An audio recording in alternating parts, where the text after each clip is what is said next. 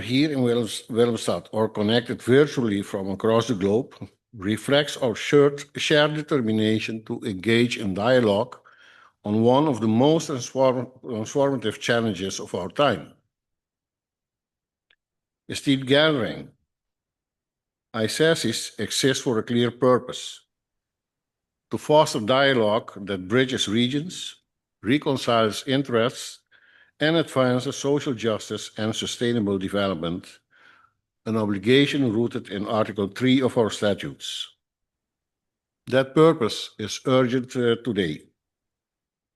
The world of work is undergoing a structural transformation. Artificial intelligence is reshaping production, employment, and the governance of our economies, raising profound questions about fairness, accountability, and dignity at work. When algorithmic systems influence decisions once made by people, the issue before us is no longer whether change will occur, but how it will be governed and for whom. The renewal of the social contract in this digital age is therefore not a slogan. It is a policy imperative. As United Nations Secretary General Antonio Guterres and International Labour Organization Director General Gilbert Hongbo have stressed, the path forward must rest on multilateral cooperation and the primacy of social justice. Inclusive dialogue is the means by which technological progress can be redirected toward decent work rather than displacement, and towards opportunity rather than inequality. Economic and social councils, by statute and by practice, provide the institutional architecture for such dialogue. They convene governments, workers, employers, and civil society in a forum where evidence is weighed, interests are articulated, and consensus is forged. That architecture must now extend to the governance of artificial intelligence, to standards for transparency and explainability, to safeguards against bias and discrimination, to the protection of privacy and data integrity, and to the preservation of fundamental rights at work. Over the coming sessions, we will examine how councils such as ours can enable states and social partners to anticipate technological shifts through rigorous, independent analysis, co-design regulatory frameworks that reconcile innovation with the protection of interests, invest in human capabilities, education, reskilling, and lifelong learning, and also strengthen social protection and just transition measures, ensuring that no worker, enterprise, or community is left behind. You're joined by experts whose perspectives will help translate principles into practice. Mrs. Glenda Quintini from the OECD, Mr. Stefano Palmieri from the European Economic and Social Council, Mr. José Ignacio Conde Ruiz from the Spanish Council, Ms. Sabina Dewen from the International Research Institute, Just Jobs Network, Mr. Hanif Navid from the United Nations Department of Economic and Social Affairs of the UN ECOSOC, who will have a pre-recorded message. Mr. Armin Munir Alawi from the Council of Morocco, and Mr. Vasco Torres de Leon from the Inter-American School for Social Dialogue and Conflict Resolution.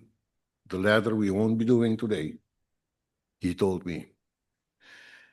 Their contributions, together with interventions on behalf of the ILO and UNESCO, will ground our deliberations in comparative evidence, practical experience, and multilateral standards. Curaçao experience as a small, open, and resilient society reminds us that institutions matter. Where dialogue is genuine, policy becomes predictable. Where evidence is respected, trust grows. And where the rule of law frames innovation, productivity can advance without eroding human dignity. This is the ethic we bring to our work within the AICESIS and to our cooperation with the ILO, UNESCO, and the wider United Nations system. Let this workshop be more than an exchange of views.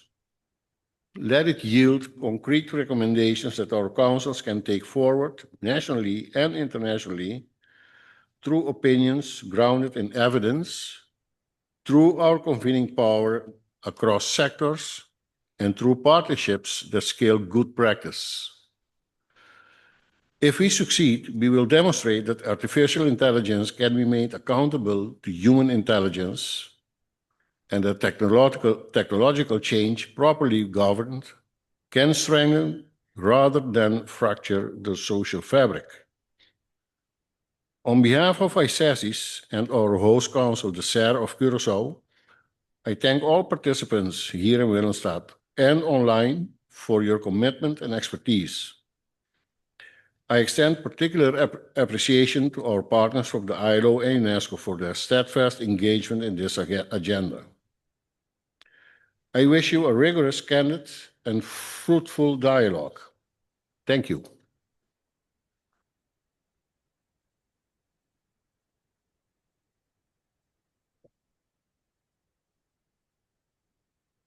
Thank you, Mr. Jacobs, for those opening remarks.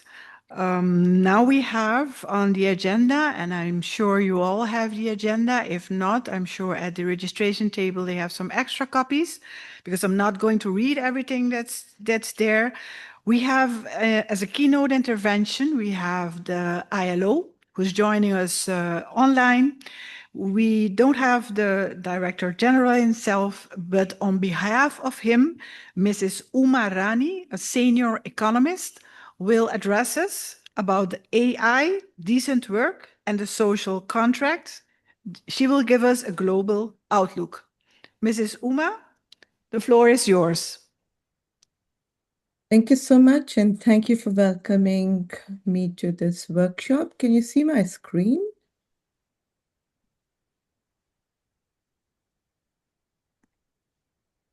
We are seeing your screen, but not the presentation screen. Oh, great. Can you see it now? No, not yet. You'd have to Not share. yet? At the bottom of Zoom, you see a share button.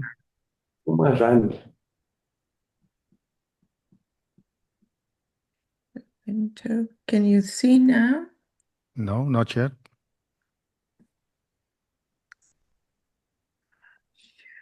Yep, it's come something. I see your desktop screen. No, I see the Zoom icons. Can you see now the presentation? No, I'm looking at your Zoom screen. Okay, stop share. Sorry for this technical. That's okay. We have to click on share and go to the PowerPoint presentation. Share entire screen. No, not Now? entire. Yeah, now. Yes, this is it. Correct. Oh, great. Great. Thank you so much. So I'm stepping in on behalf of my Director General, Gilbert Humbo, and I try to speak slow and as advised, and I'll talk about AI, decent work, and social justice. Now, when we do talk about AI, there are two trends for workers and the future of work, but due to limited time, I'll focus only on the first trend, which is about the development of AI and the invisible workers who power the AI tools and products in the AI supply chains. And I know that the discussion that is going to be followed is going to touch upon some of these issues. Apart from this, there is a second trend, which is about how some of the algorithmic management practices that we do see on digital labor platforms, which use either AI tools or automated decision-making processes, are increasingly being seen in regular workplaces which has quite a number of risks for the workers. And I'm happy to deliberate with all of you and share more slides around it if you're interested. Now, moving to the first trend that we talk about, there's a lot of talk around AI taking over jobs, and there's been a lot of anxiety about the automation and how this AI revolution is going to basically change. And there are a number of different types of estimates that have been coming, and this is not just today, but this has been a debate that's been going on for a very long time. Now, very clearly, many of these concerns have got reinvigorated over automation's implications for both the jobs and the labor market. And we all know that about a decade ago, when the study of Frey and Osborne came out, there was also this vision or this perception that many of the jobs are going to be automated and we are going to lose a lot of jobs. But that kind of a situation has not arisen, though it's been 12 years. Now you can see similar claims of an AI-driven transition to a post-work world, which is being talked about, that AI is going to take away a lot of jobs and we are going to move towards a society where there are not going to be any jobs. But however, the evidence that is there globally about the AI's impact on jobs is quite inconclusive, largely because this has to be very context specific and not generalizable. One of the reasons why it is inconclusive is because a lot of work is from AI exposure measures. They're not necessarily about AI adoption, and we do not know to what extent the AI is adopted and what kind of an AI that is adopted. There's a big question around that. A lot of evidence that is coming out is about the expert insights or patent data analysis, which is quite interesting, but we do not know whether these experts are within these firms or companies to give us the real picture about what's up. The third issue is around AI-generated exposure measures, which is increasingly being used to show to what extent there is augmentation or automation that might happen. So we do not know if or when AGI will arrive. And in a world with unlimited needs and limited resources, we feel that employment opportunities will be shaped by comparative advantages, even if AGI were to outperform humans in all possible tasks.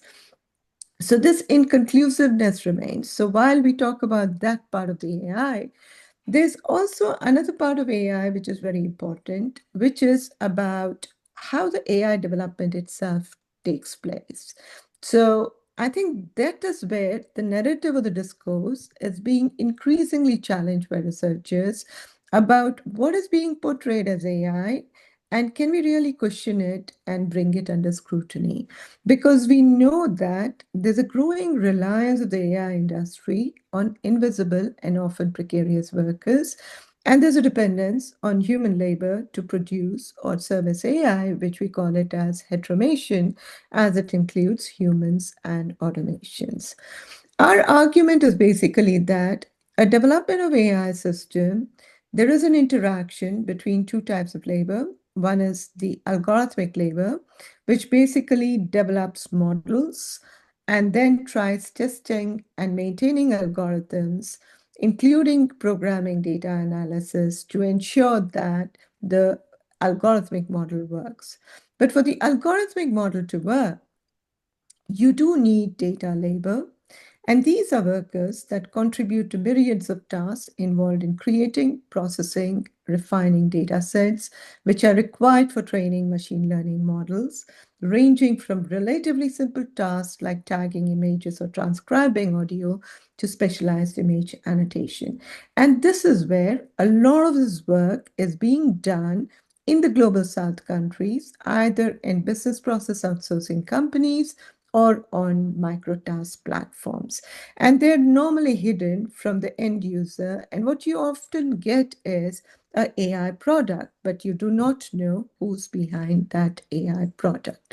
Now, let me quickly turn to two examples to show you what a human labor in AI supply chain would look like. And one of the examples is large language models, which many of us are familiar with, like, for example, the ChatGPT.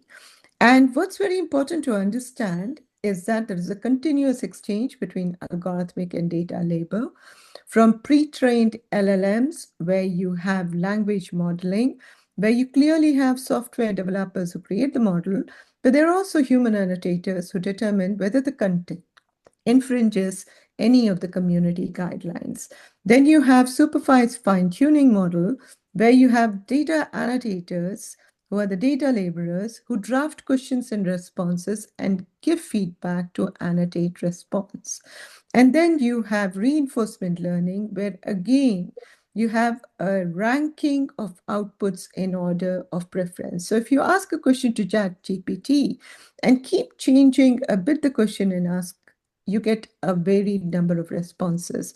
So you have humans who go in and rank these outputs in order of preference so that workers actually get it.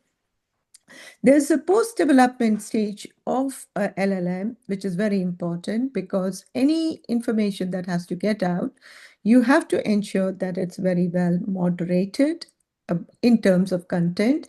And this is where you have a lot of content moderation work that is done by data annotators who rate and label outputs based on pre-specified criteria. I think what is very important for us to note is that AI, that is called, which is artificial intelligence, doesn't come out of a vacuum.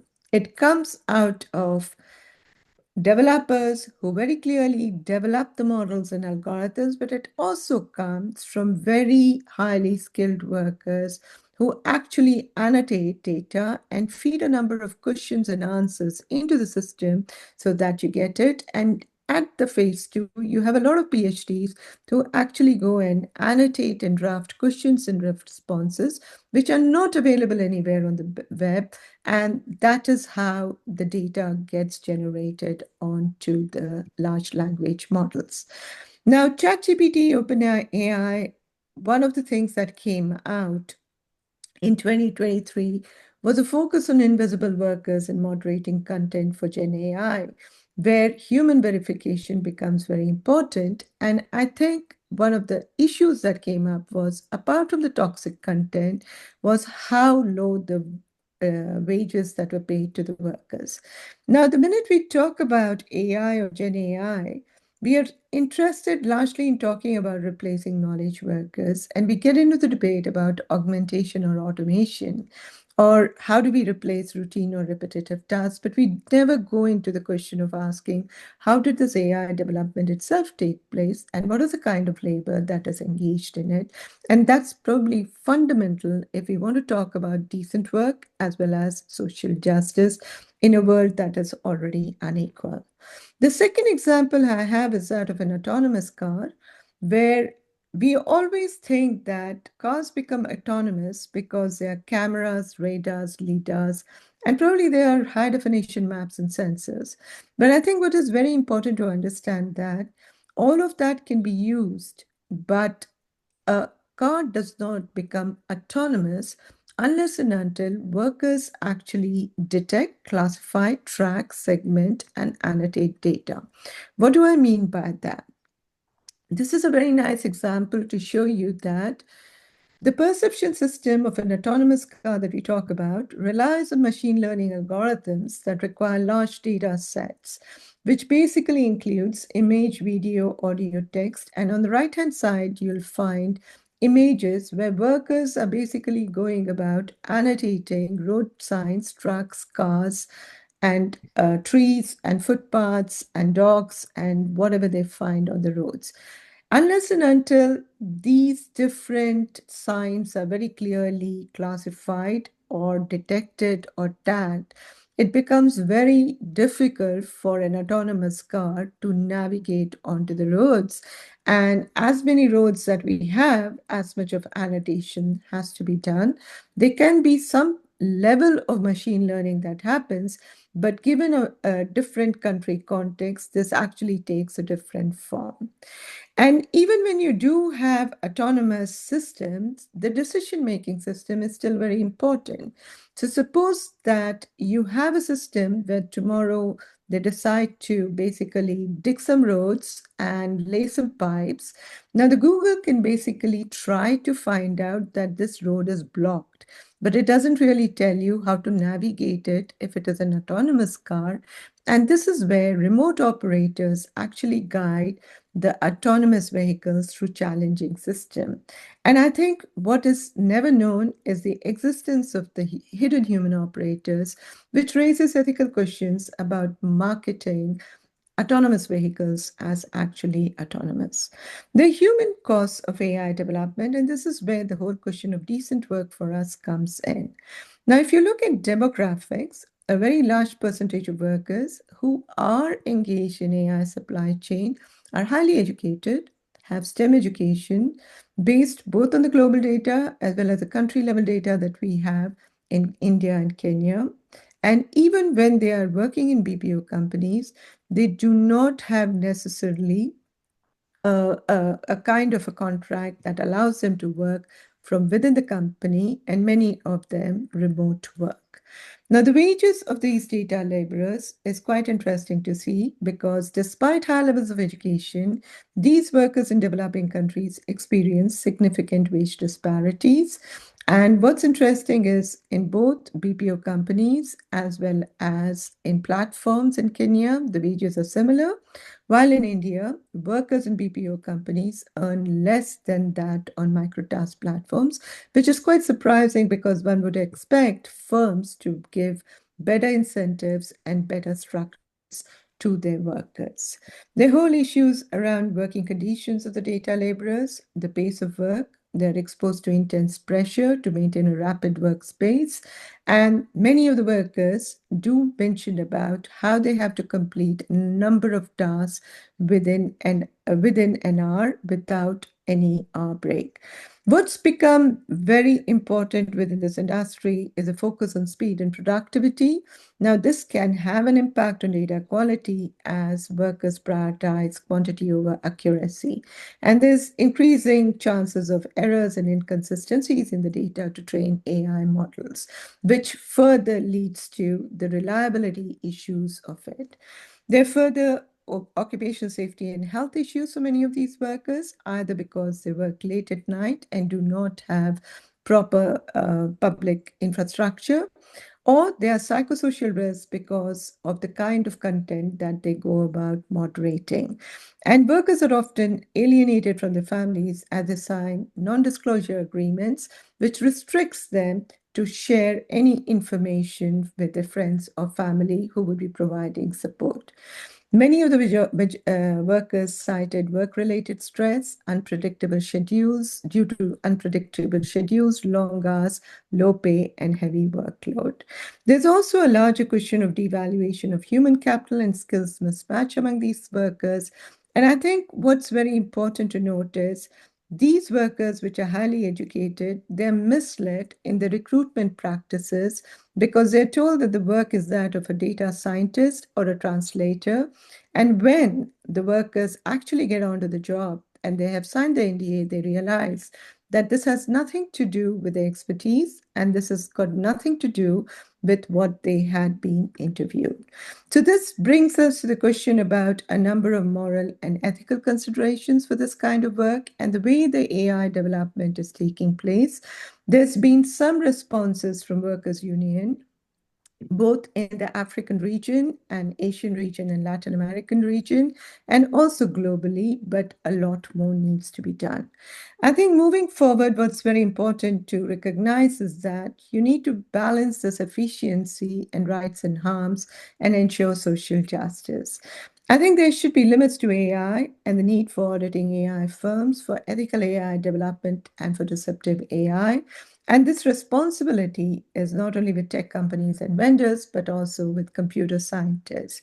And it raises a very important development perspective issue for many workers in the developing global south, where digitalization should be helping highly educated workers to become catalysts for productive transformation and contribute to the advancement of their economy and societies, But what we see is that they are creating sweatshops of digital labor. How do we ensure that education remains a silver bullet? And for this, what's important is to refocus on employment policies linked to innovation and technology to achieve productive structural transformation that creates meaningful jobs. And I think this is where the role of social dialogue becomes very, very important. And it is very key to ensuring that we have social justice for all. And I think we need to continue this conversation to see how we can build a society that ensures social justice for all. Thank you very much for listening.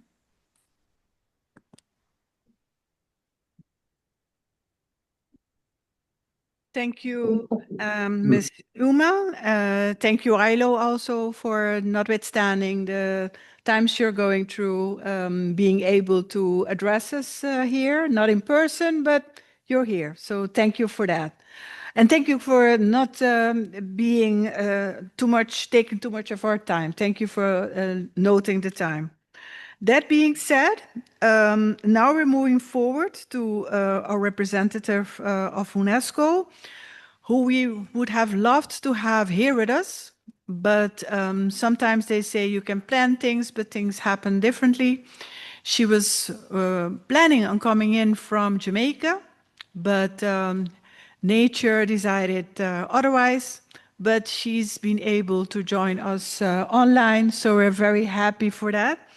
Paula, enlighten us about governing AI for inclusion and trust. Paula, the floor is yours.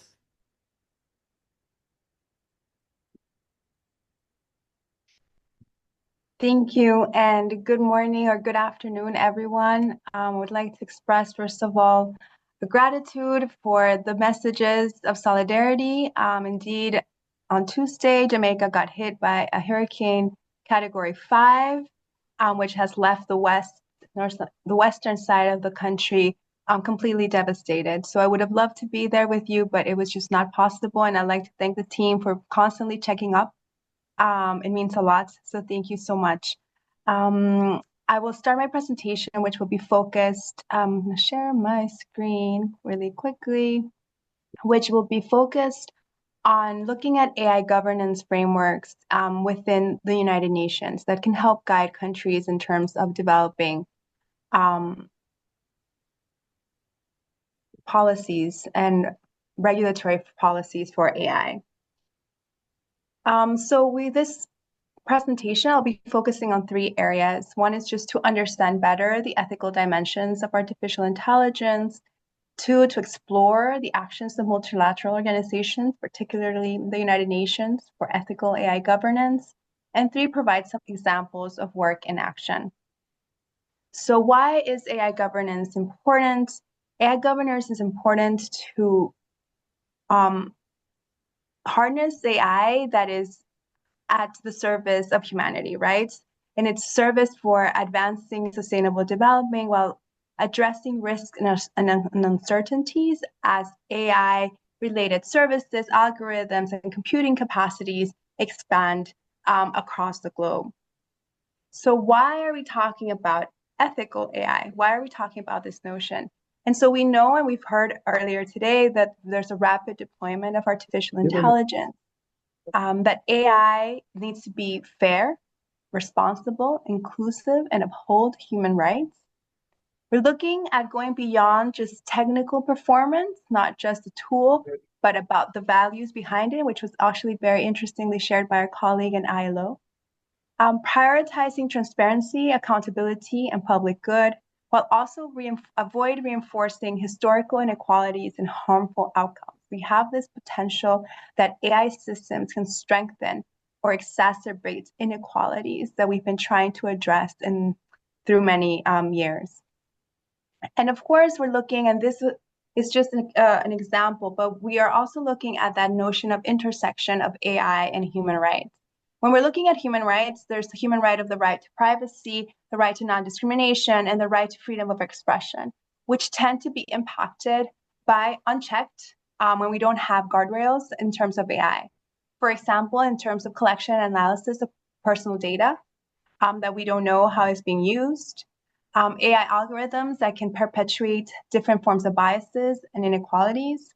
And of course, that AI systems can influence information that is being shared or the impact to access to information. And of course, in this light, we're calling for the importance to have AI systems that are accountable, transparent, and that have ensure informed consent.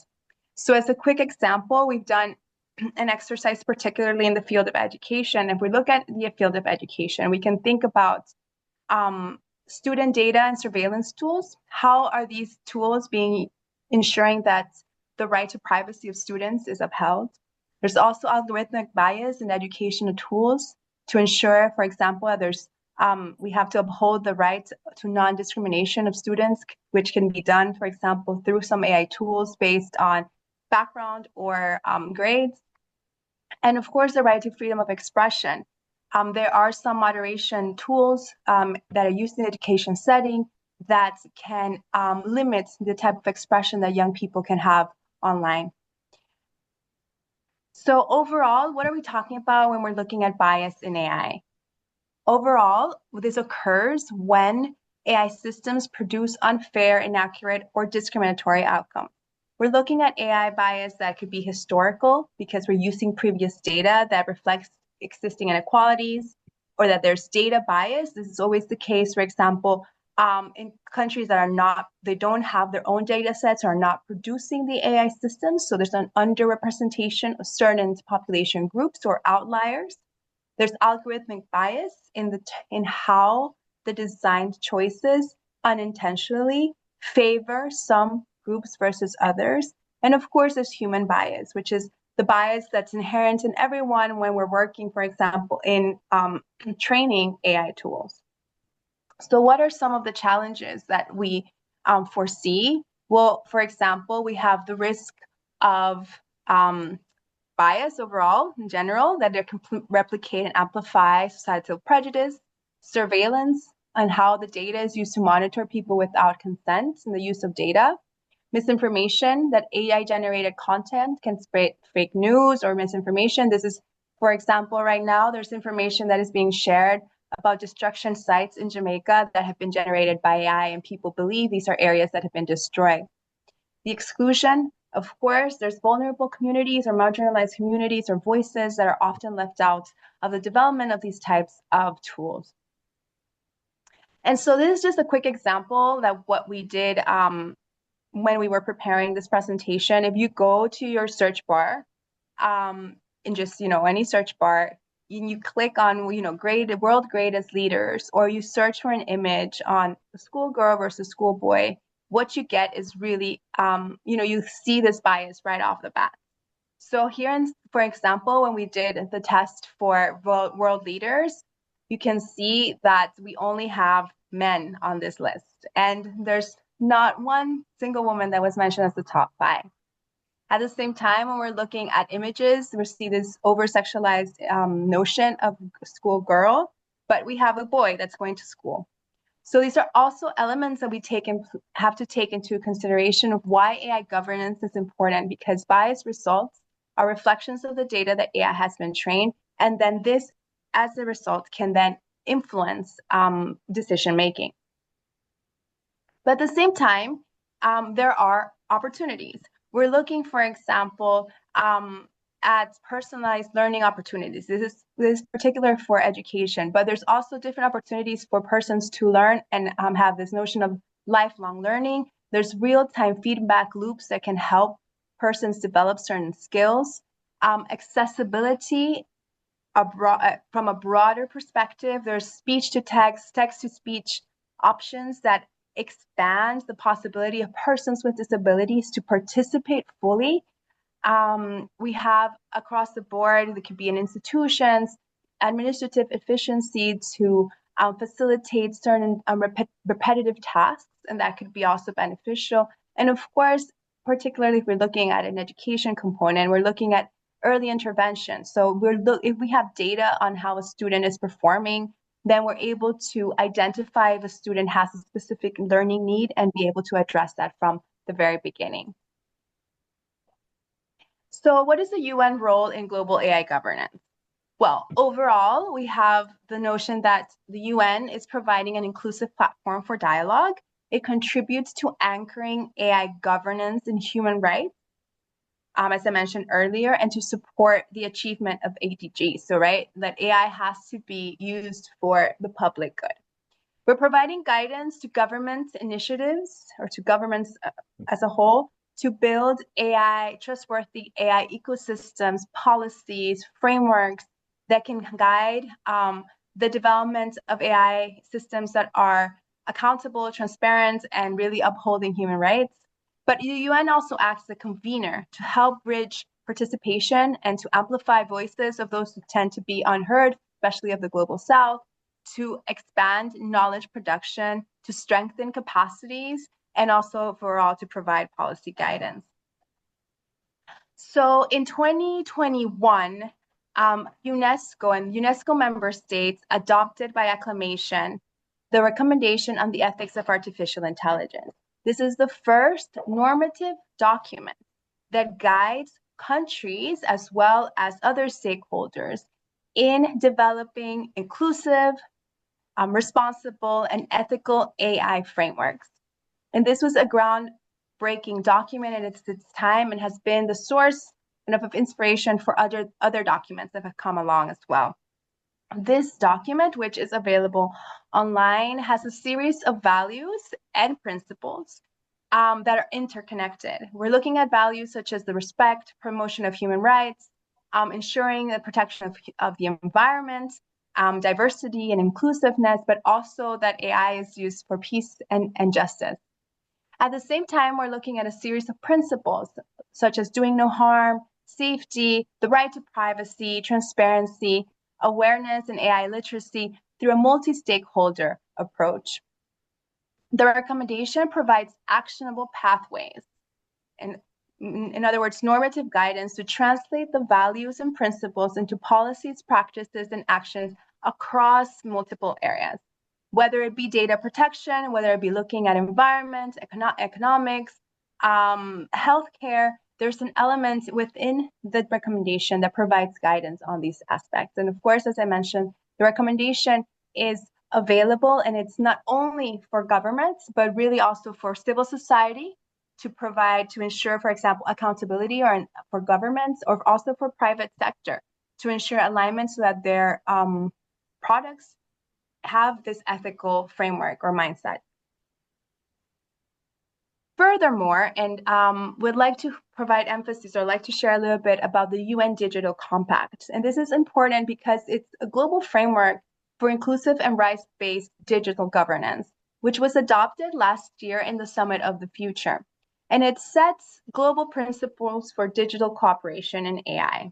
So we're looking at closing digital divides, advancing data governance, enhancing AI governance overall, having more safe digital spaces, and the inclusion and strengthening inclusion in the digital economy.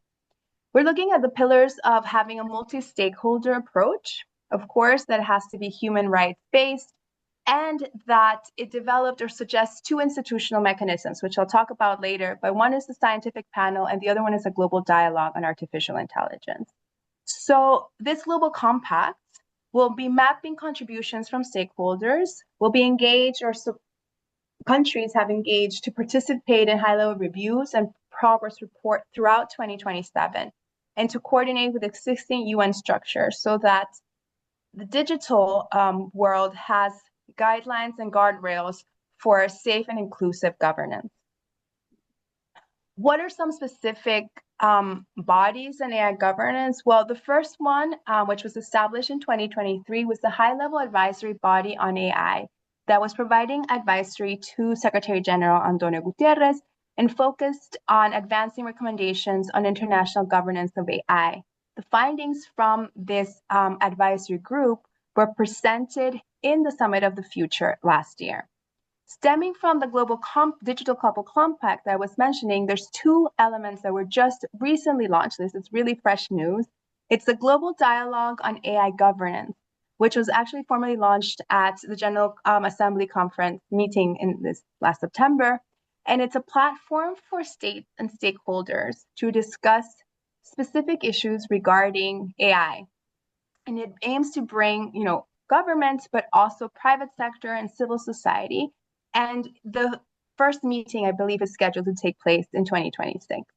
In the same time, there's the Independent International Scientific Panel on AI. The applications are actually opened until tomorrow. And the idea would be to bring together or select 40 experts that can provide evidence-based scientific assessments related to opportunities, challenges, risks, and potentials of AI. So this will be actually something that will be developed over the next year. And these two elements then are really kind of linked to the Global Compact and will provide further guidance on AI governance for member states. What are some challenges ahead? Well, of course, we're looking at the rapid pace of AI development versus slower, government processes. The importance of AI literacy, strengthening capacities of national institutions.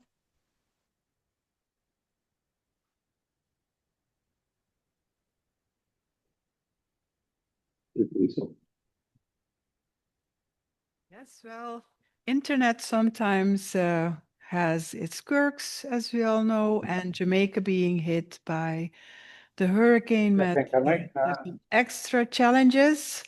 Of course, we will be happy to share the PowerPoint with everyone. I think she was just nearing her end, but I think she already put very different frameworks that can be used as anchors for furthering developing strategies for artificial intelligence ahead. And of course, also heard of the ILO about how the developments and how especially on the labor part, how that happens. Now we are moving forward. El curso de nivelación. Ajá. Lo empiezo el próximo mes. Ahora en noviembre ya arranco. I don't think this is part of the workshop, but we'll the microphone of Dominican Republic is open, so please mute yourself. We're happy that you're here. But please mute yourself. Now we're going to the part of the expert panel. I'm going to ask for a few persons that are joining us in person here to move to the stage. But in the meanwhile, I can tell you, you could grab a coffee or something. Meanwhile, they're coming here.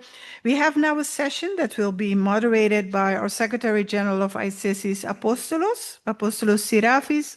Please, Apostolos. We have some other persons on this panel who are going to join us. Online and some in person. We have here Mr. José Ignacio Conde Ruiz. He's the advisor at the Social Economic Council of Spain, who is here in person. Please join us on stage. We have, she is joining us online. We have Mrs. Glenda Quintini, the senior economist from the OECD. Glenda, glad to have you. We also have Mrs. Sabina Diwan, President, Executive Director of the Just Jobs Network. Mrs. Diwan, we're happy that you're here with us. We know that, and I want to share with you all, the time difference is huge, but she's joining with us anyway. It's about midnight in India. So she's very dedicated, and that's why we're very happy that she's joining us anyway. And we have also, that is a video. We have a pre-recorded video. We're very happy that he could do that for us. Mr. Hanif Navid is the Assistant Secretary General for ECOSOC Development Office and Undersecretary General. He will deliver a video that we have prepared. And we have in person, we have from the Economic and Social Council of Morocco, we have Mr. Amin Munir Aloui. Please, Amin, come forward. I see that Paula is sending. Ah, you're back. Paula is back. Okay, well, that's nice, but I can share my presentation afterwards. I sincerely apologize. Thank you so much. okay, thank you, and much strength, and we'll keep in touch. Thank you again. Yes, Mr. Aloui. Aha, you're already here. And then we have Vasco Torres. Vasco, please. He's the director of the Inter-American School of Social Dialogue, Tripartism, and Resolution of Conflicts. Please, Vasco, join us here. So now I pass this part over to Apostolos. Thank The you. floor is yours, Thank and you. the other panelists also. Thank you, dear Miluska. You probably will be asking yourself, has Apostolos prepared his intervention with the help of AI? Yeah, I did, but up to a point, and I'm explaining myself. We are in the Caribbeans, all right, and in the Caribbeans, we are trying to, let's say, to navigate into metamodernity and explore the evolution of economic and social council and social dialogue into the sphere and the planet of AI. But we have the compass of Captain Sparrow.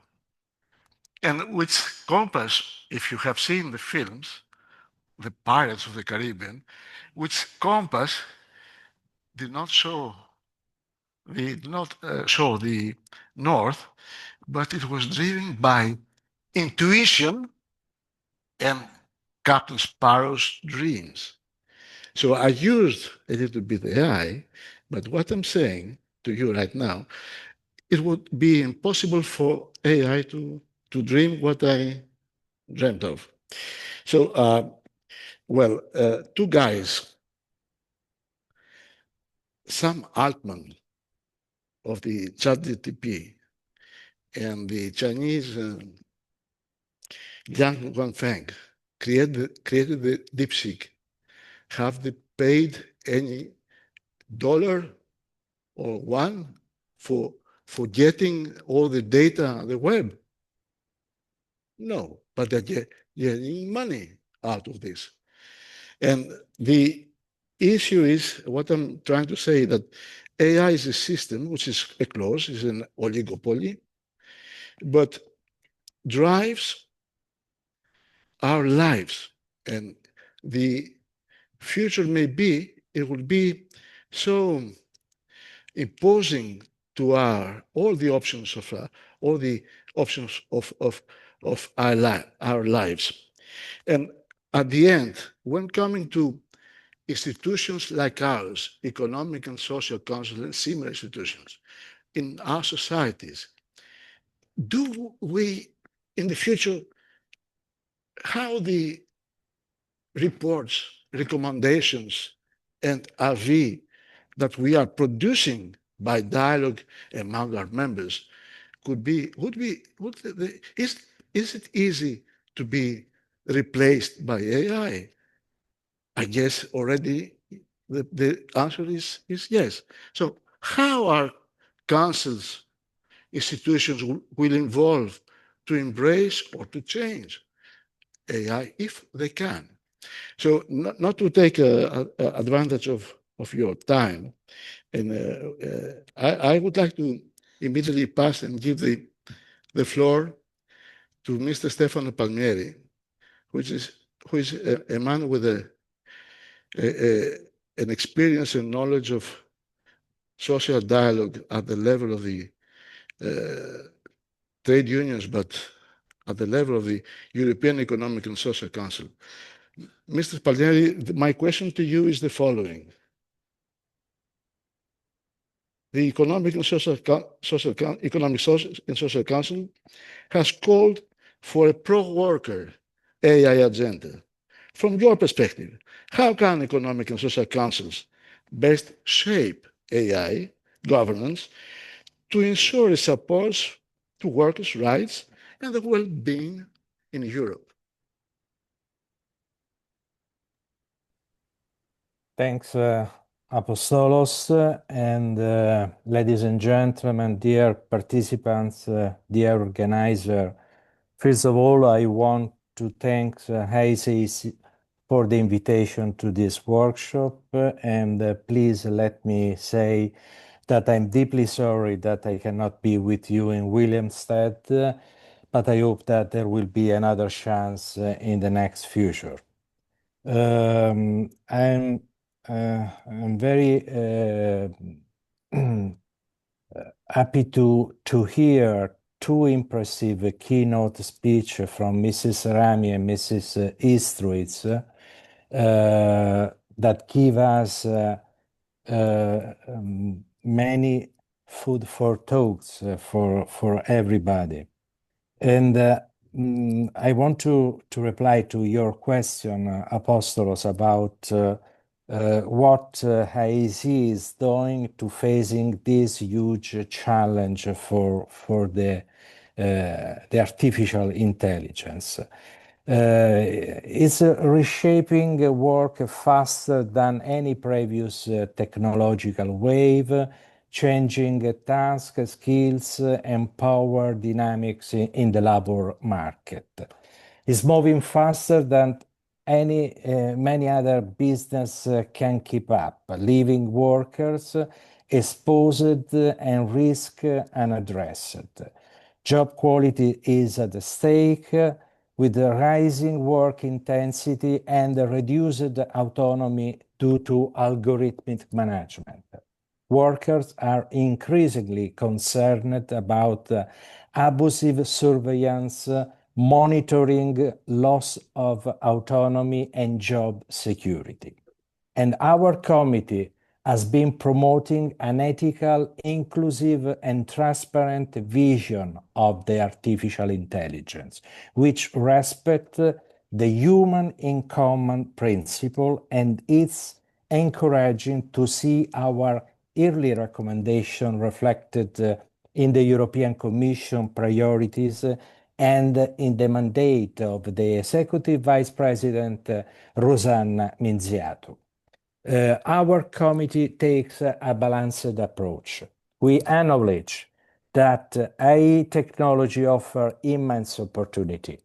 We want more investment for an AI made in Europe and improve digital infrastructure access. At the same time, we want an artificial intelligence that respects our value, enhance inclusion and fairness. Many legislative efforts, such as General Data Protection Regulation, the AI Act, have been made at EU level, but they are not specifically designed to address workplace issues. The Platform Work Directive, adopted at the EU level, helps in some cases, but its scope is too narrow. The IC call on the European Commission to broaden the scope of its provision to cover all workers. At the request of the policy presidents of the European Union, the committee prepared an opinion on pro-worker artificial intelligence and another opinion on health and safety at work, challenge in relation with artificial intelligence. We urgently need an EU-wide protection for workers, and we need to look at the current gaps and adopt legislative initiatives to protect worker rights at work. We must ensure that humans, not machines, stay in control of the decisions that affect people's lives. Mrs. Rami say about devaluation of human capital, devaluation of human being, and we must to stop this. We are pleased that the Commission has announced an initiative on algorithmic management. As we advance in AI, we must also prevent any biases that can embedded in this system to ensure fairness, equity, and diverse reality of our society. True digital inclusion means design an AI that uplifts vulnerable groups, and especially young people, women, and workers in precarious jobs, the invisible worker that mentioned Mrs. Rami and Mrs. Istritz. To achieve that, social dialogue is key. Workers and their representatives must be really involved and part of the debate whenever AI is introduced in the workplace.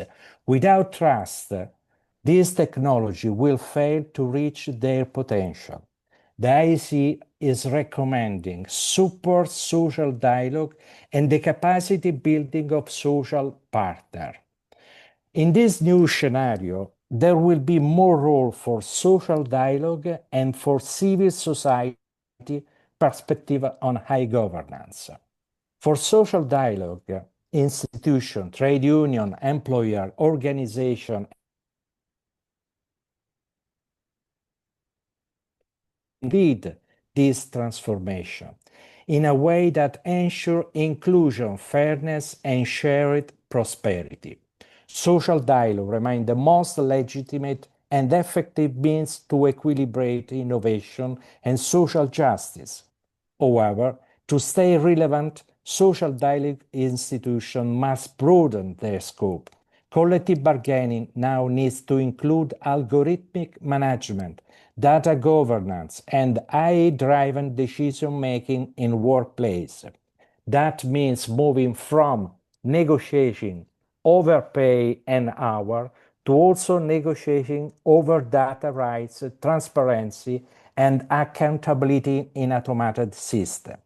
Good practices are emerging across Europe and beyond.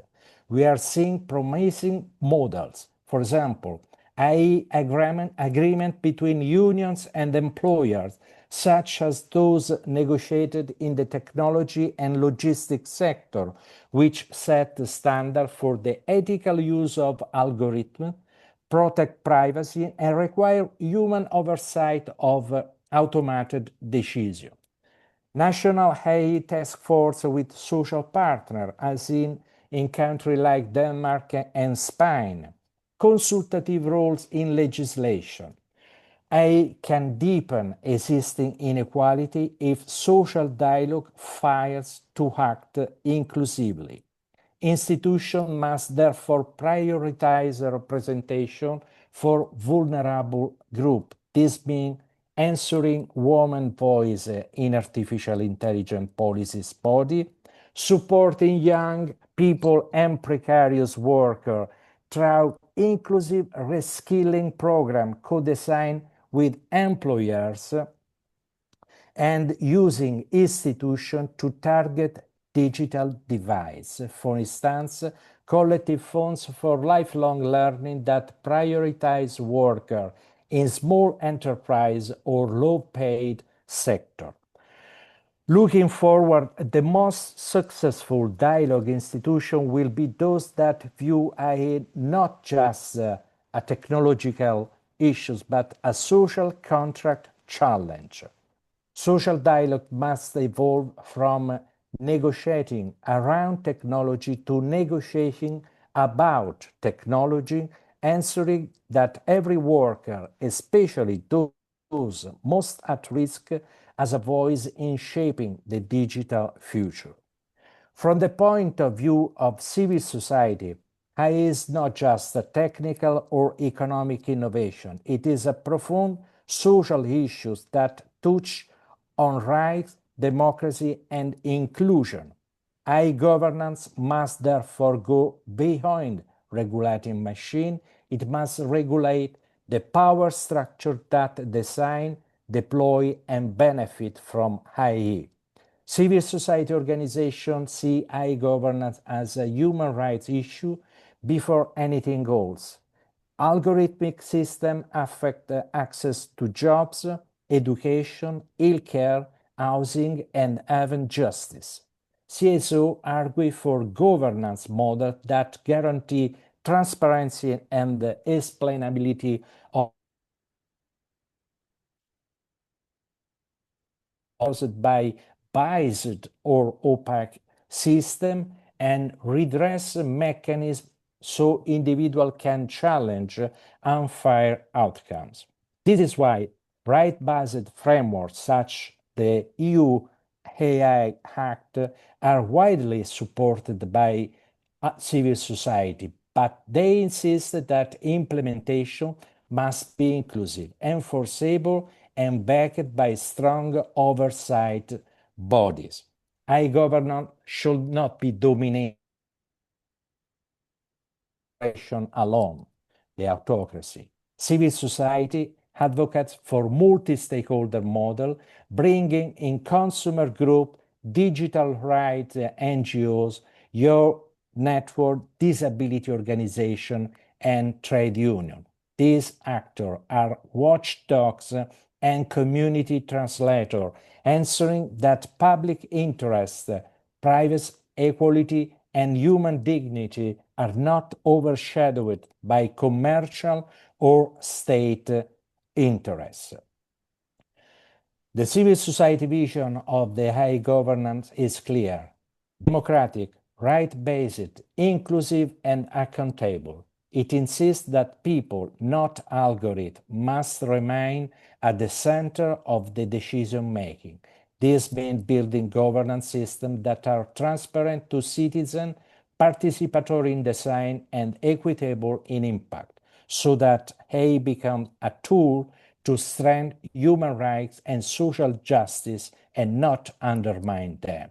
From a civil society perspective, and I conclude, high governance must ensure no decision about us without us. True legitimacy comes when those most affected by artificial intelligence, especially vulnerable and marginalized groups, have a real voice in shaping the rules that govern it. Thanks for your attention. Thanks again. Thank you, Stefano, very much for your European insights. I keep your last sentence as the concluding sentence of your very interesting presentation. And I allow me to give the floor now to Mr. Jose Ignacio Conde Ruiz to give us the national perspective from Spain and to give some answers on the question, the following question. So based on the Spanish AICESIS recent report 2024, what are the more significant socioeconomic and labor impacts of AI and digitalization that Spain is currently facing, and how is your council addressing them? Please, José, give us your insights. Bueno, muchas gracias. Yo voy a hablar en castellano, pero tengo la presentación en inglés para que me podáis seguir mejor. Nosotros en España tenemos que entregar todos los años, por un mandato constitucional, la situación socioeconómica y laboral de España. Entregamos la del año anterior y recientemente lo que hacemos es que dedicamos a un tema específico. Y justo en el último año que hemos hecho, le hemos dedicado al tema específico dentro de cada capítulo el cambio tecnológico. Entonces sigue la misma estructura de las memorias que hacemos cada año, que tenemos que entregar al presidente del gobierno y a la sociedad civil y al Parlamento, etcétera, pero cada capítulo lleva pues un tema específico del cambio tecnológico. Básicamente ahora estos son los 3 capítulos que hacemos. Voy a dar una pincelada porque tengo poco tiempo y me quiero ajustar al tiempo que me habéis asignado, tranquila. Pero digamos que en el primer capítulo está dedicado a la situación económica, macroeconómica de España. Y cuando hemos hablado en ese capítulo, ¿no?, del cambio tecnológico, digamos que la reflexión que hemos hecho ahí es que desconocemos mucho cuál va a ser el impacto macroeconómico que va a tener la inteligencia artificial y la automatización sobre las economías. Se desconoce mucho, pero a priori es tiene muchas potencialidades y en particular para afrontar el proceso de envejecimiento que están sufriendo todas las economías, pero las del viejo continente con mayor intensidad. ¿Por qué? Porque solo se puede generar bienestar en una sociedad envejecida si aumenta la productividad. Y sabemos que el cambio tecnológico, la inteligencia artificial, pues potencialmente puede ayudar a, a mejorar la productividad. Eso es un poco el resultado principal, ¿no?, del primer capítulo. En el segundo capítulo, que se centra más en la situación laboral de España, allí un poco lo que, lo que vemos es que es clave dos cosas, ¿no? Por un lado, el cambio tecnológico, la inteligencia artificial va a obligar a reciclar capacidades, va a obligar a dar una formación continua a políticas activas. Puede hacerlo muy bien porque la inteligencia artificial permite personalizar, por así decir, la formación, el itinerario, etcétera, pero creemos que para gobernarlo todo bien tiene que jugar un papel muy relevante tanto el diálogo social como la negociación colectiva. Ese sería, por así decir, el resultado del segundo capítulo. Y el tercer capítulo es el que está dedicado más al impacto social y medioambiental. Y digamos que en este capítulo un poco entendemos que es fundamental que, por mucho que haya inteligencia artificial, que sea gobernado por una inteligencia, una supervisión humana y que, por lo tanto, haya una cierta rendición de cuentas a quien tú puedes ir a rendirle cuentas una vez que ha llevado a cabo cualquier proceso que haya decidido. Y decimos también que es fundamental allí, entre otras cosas, pues la educación. Ahora voy a ir un poquito así por cada capítulo, pero 2, 3 minutos, un poco más en detalle desarrollando estas ideas. Bueno, respecto al impacto de la inteligencia artificial o del cambio tecnológico, porque digamos que el cambio tecnológico, tal como lo vemos, tiene como dos patas. Tiene una pata que es la automatización, es decir, automatizar un proceso. Esto lo entendemos bastante bien porque ya se ha producido mucho en lo que sería un poco el sector industrial. Esto, digamos que lo que está generando es tratar de sustituir el trabajador y ahí sabemos quiénes son los trabajadores más afectados, cualificación media principalmente. Y ahí las noticias no eran tan halagüeñas, ¿no?, como cuando empezamos a mirar la inteligencia artificial, que es distinto a la automatización. La inteligencia artificial, en principio, te complementa y puede complementar a todas las habilidades. Es decir, hemos pasado de pensar en que esto afectaría a cualificaciones a pensar que esto afectará a tareas. Y bueno, digamos que la primera parte era más negativa con los datos que se veían de los empleos amenazados por la automatización. La segunda parte empezamos a darnos cuenta de que quizás no sea tan negativo y pues bueno, ya lo han dicho las personas que me han precedido antes, que son expertas en el área, esto puede generar otra serie de actividades, bajada de costes de producción, etcétera, ¿no? Cuando hemos mirado un poco cómo está España situada en cuanto a la inteligencia artificial, es fundamental entender cuál es la inversión en investigación y desarrollo e innovación. Si ponemos Estados Unidos, esto es un indicador que hace el Fondo Monetario Internacional, Estados Unidos en el nivel 100, segundo estaría China. Bueno, España no está mal situado allí. Pero cuando hacen un indicador un poco más sofisticado, ¿no?, que básicamente lo que te intenta medir es cómo estamos preparados para afrontar la inteligencia artificial y para calcular este indicador, pues tiene en cuenta las infraestructuras digitales, cuánto gastas en innovación, cómo está integrada tu economía, cuál es el capital humano que tienes, los problemas laborales, la regulación que tú tienes. Cuando vemos esto, España sí que ya está por debajo de los líderes y en particular deberíamos mejorar en cuanto a capital humano y a inversión en investigación y desarrollo. Ay, perdón, que no he ido pasando. Este gráfico, era este. Luego hemos analizado un poco qué es lo que pasa con las distintas empresas y nos damos cuenta que hay muchas brechas, porque como podéis ver en este gráfico, sí que está subiendo, por así decir, cómo se está digitalizando las empresas, va creciendo en un aumento bastante progresivo, pero son las empresas más grandes, las que veis allí, las que, por así decir, tienen una mayor prevalencia de lo que sería la digitalización. En particular, sabemos que las grandes empresas industriales son las que están mejor colocadas, pero también empezamos a ver que las empresas de servicios no turísticos, que en España nos están dando mucha alegría últimamente porque estamos siendo capaces de exportarlo en todos los países, pues vemos que empiezan poco a poco, ¿no?, a tener mucha más bueno, pues digitalización y sobre todo lo observamos también en lo que sería todo el tema del marketing y de las ventas.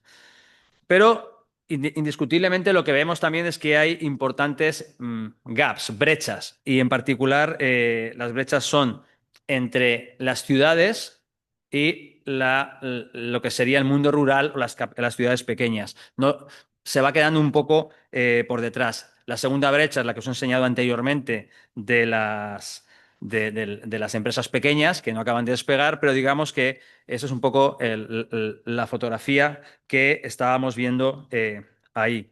Y luego hay dos temas aquí que nos preocupan principalmente, que le hemos dedicado un poco de atención. Uno es la ciberseguridad, porque es verdad que con la inteligencia artificial tú puedes controlar mejor la ciberseguridad, porque te permite trazabilidad, etcétera, pero a su vez pues te pueden hacer que sea más eficiente los ataques cibernéticos que puedas sufrir y por lo tanto aquí la supervisión humana es esencial, un poco para intentar controlar este tema. Y el segundo sería, como hemos dicho antes, la investigación y el desarrollo. Sabemos que eso está muy ligado, hay empresas ya que lo están viendo, farmacología, biotecnología, etcétera, son empresas. Lo que se ve es que es clave pues, poder invertir en investigación y desarrollo para poder aprovecharte completamente de la inteligencia artificial. Y a nivel macro, un poco lo que vemos es que necesitas gobernarlo pero no frenarlo. Es decir, recientemente, hace 10 días, dieron el Premio Nobel de Economía a Moritz, a Howick y a Glion. Los tres un poco lo que venían a decir era que el progreso viene con los cambios tecnológicos, pero que los cambios tecnológicos no los debes frenar, pero no debes pensar que no tienen perdedores. Es decir, ellos encontraban que para que el cambio tecnológico pudiera seguir avanzando, lo que tiene que estar ocurriendo es que la sociedad se preocupa con redes de apoyo a aquellos que se ven perjudicados. Es decir, no defendamos el status quo, sino avancemos, pero apoyemos un poco a los que se van quedando atrás. Yo creo que esta es un poco la lección macro que viene muy bien el premio Nobel que dieron este año porque un poco recoge lo que nosotros hayamos reflejado en el informe. Esto sería un poco las pinceladas con respecto al capítulo primero. Con respecto al capítulo segundo, bueno, digamos que aquí lo que vemos es que los cambios, como decíamos, los empleos que se ven amenazados en España, por ejemplo, con respecto a la automatización, no había más que un 6% de los empleos amenazados. España no tiene realmente un sector industrial muy grande y por lo tanto digamos que esa parte de la automatización no nos está afectando tanto, pero en cambio sí que estamos muy expuestos a lo que sería la inteligencia artificial. Pero lo que es importante entender es que la inteligencia artificial, cuando un empleo está expuesto a los retos de la inteligencia artificial, no quiere decir que ese empleo vaya a desaparecer, ni mucho menos. Eso quiere decir que, bueno, que se va a ver expuesto a ella y parte de nos viene de cómo lo hagamos para que seamos sustituidos por ella o al revés, estemos como complementándonos con ella, ¿no? La inteligencia artificial, en principio, si está mal gobernada, va a ir diseñada a sustituir al factor humano, porque puede ser una forma de abaratar costes.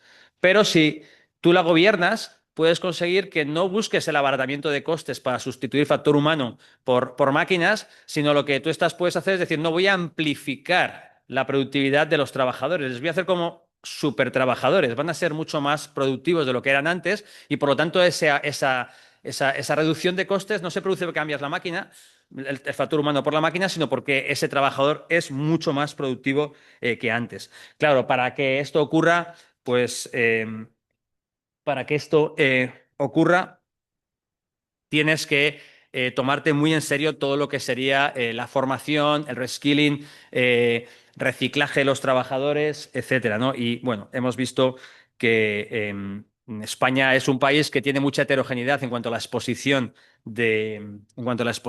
a la inteligencia artificial. Pues claro, hay que hacer políticas activas no solamente mirando exactamente al trabajador, sino también mirando el territorio en el que se encuentra el trabajador.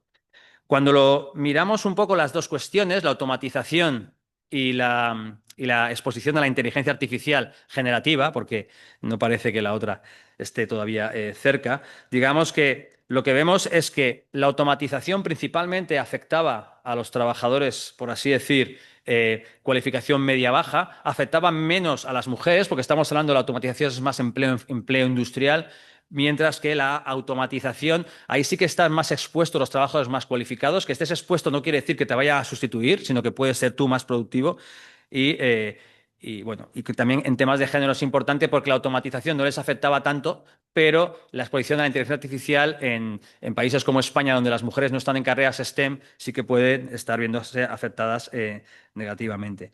Como decía, aquí las claves de este capítulo serían unas políticas activas, personalizadas, bueno, pues con itinerarios hechos a la medida, utilizar la inteligencia artificial para ayudarles a darles las competencias necesarias de lo que están demandando las empresas, de las vacantes, etcétera. Y la única forma de hacer bien esto es con un papel importante del diálogo social a nivel europeo, el diálogo social también a nivel de España, y la negociación colectiva es reseñable. Yo creo que en España el acuerdo ANC, el quinto, donde se pactan la subida salarial, pues ya recogía algunas cláusulas para hablar de esta transición tecnológica. Yo creo que es un avance dentro de lo que es la negociación colectiva, que España lo haya introducido tan pronto. Y ya, para concluir, que no me quiero alargar más, en el capítulo tercero, este capítulo está dedicado al bienestar y a la sociedad. Claro, aquí sí que hay muchos riesgos, como decíamos antes. No puedes dejar que nadie quede atrás, lo ha dicho también el representante de la Comisión Europea. Tienes que evitarlo, ¿no? Porque se va a ver gente afectado por ellos. Entonces buscas una inteligencia artificial, si quieres, que sea segura, fiable y sobre todo centrada en las personas. Yo creo que esto es clave. Si no se centra en las personas, lo que va a hacer la inteligencia artificial es tratar de reemplazar a las personas. Y esto es lo que va a generar muchos problemas. Y bueno, digamos que estas son un poco las claves y encontramos varios aspectos, y ya con esto prometo que termino, es que el algoritmo tiene que estar gobernado, tiene que tener fiabilidad y sobre todo tiene que tener rendición de cuentas. Tienes que saber qué es lo que ha pasado y para eso tiene que ser transparente. Si un algoritmo toma una decisión, no puede ser que la responsabilidad sea del algoritmo. Tiene que haber una persona con cara y ojos que responda ante lo que ha hecho el algoritmo. Esto, como bien ha explicado la representante de la UNESCO, creo, es fundamental cuando estamos hablando de políticas de género. Ya he puesto ejemplos aquí, pero parece que si haces una promoción utilizando la inteligencia artificial y ha elegido al hombre frente a la mujer, tenemos que saber por qué lo ha hecho, porque sabemos cómo funcionan estos modelos de Large Language Models. Lo que hacen es miran al futuro viendo lo que ha pasado en el pasado. Si en el pasado había discriminación, lo único que vas a conseguir es replicar la discriminación con la que has nutrido el modelo hacia adelante. Y claro, para esto la educación es fundamental. Yo creo que el sistema educativo tiene que cambiar por completo. Yo soy profesor de universidad y claro, yo he ganado mucha productividad. Yo hay muchas cosas ahora que ya no las hago yo, me las hace mi inteligencia artificial. Eso me libera de tiempo para poder hacer otras cosas. Es decir, no es que me va a sustituir, pero yo tengo más tiempo para dedicar a otras cosas. Pero hay que tener cuidado porque ahí puede haber sesgos según cómo se esté enseñando, puede haber problemas de propiedad intelectual, etcétera, ¿no? Y bueno, por último, mencionar que también va a afectar también a las prestaciones, a la seguridad social, etcétera, porque vas a poder hacer trazabilidad, vas a poder hacer de una forma mucho más clara, diseñar mucho mejor todas tus políticas, ya no activas, sino también pasivas, de apoyo, porque esto es uno de lo que te permite hacer la inteligencia artificial. Y por último, este capítulo siempre lo hemos dedicado al cambio climático. Siempre nos preocupamos mucho de lo que está pasando allí y es evidente que la inteligencia artificial también puede ser de gran ayuda aquí. Es decir, no solamente ayudar a afrontar el envejecimiento mejorando la productividad, sino ayudar a afrontar el cambio climático porque podemos hacer una mejor asignación de los recursos a la hora de producir, ¿no? Y perdóname que me he ido 2 minutos, me voy a parar aquí. Muchas gracias por su atención, la verdad. Thank you very much, Jose. You gave us an evidence-based analysis, and we thank you very much for that as a good example of a good paradigm. Now, allow me to call Mr. Glenda Contini to take the floor and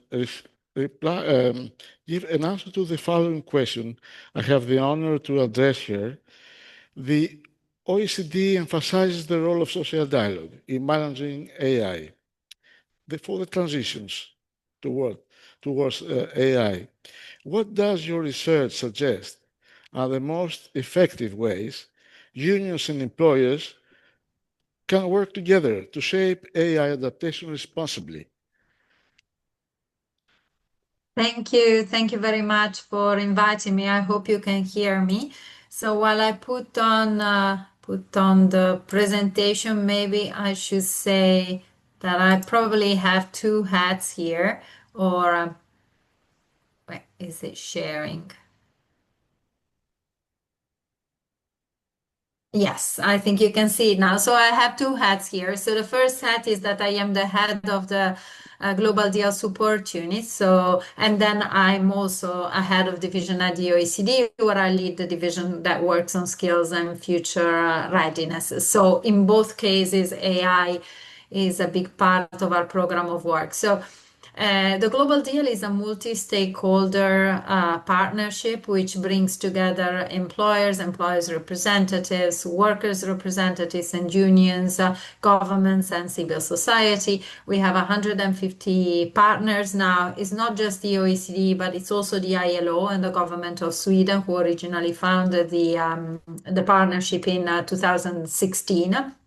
And so the point is really to highlight the role of social dialogue to achieve more decent work and inclusive growth. And of course, in many the origin also the reason why the global deal was created was let's say an observation that the future of work and changes in the labor market were happening fast, and that social dialogue could provide some answers and help both firms and individuals reap the benefits, but also address some of the risks. So last year we organized a focus group that was specifically focused on artificial intelligence. Actually, Sabina, the one who speak after me, was the chair of that focus group.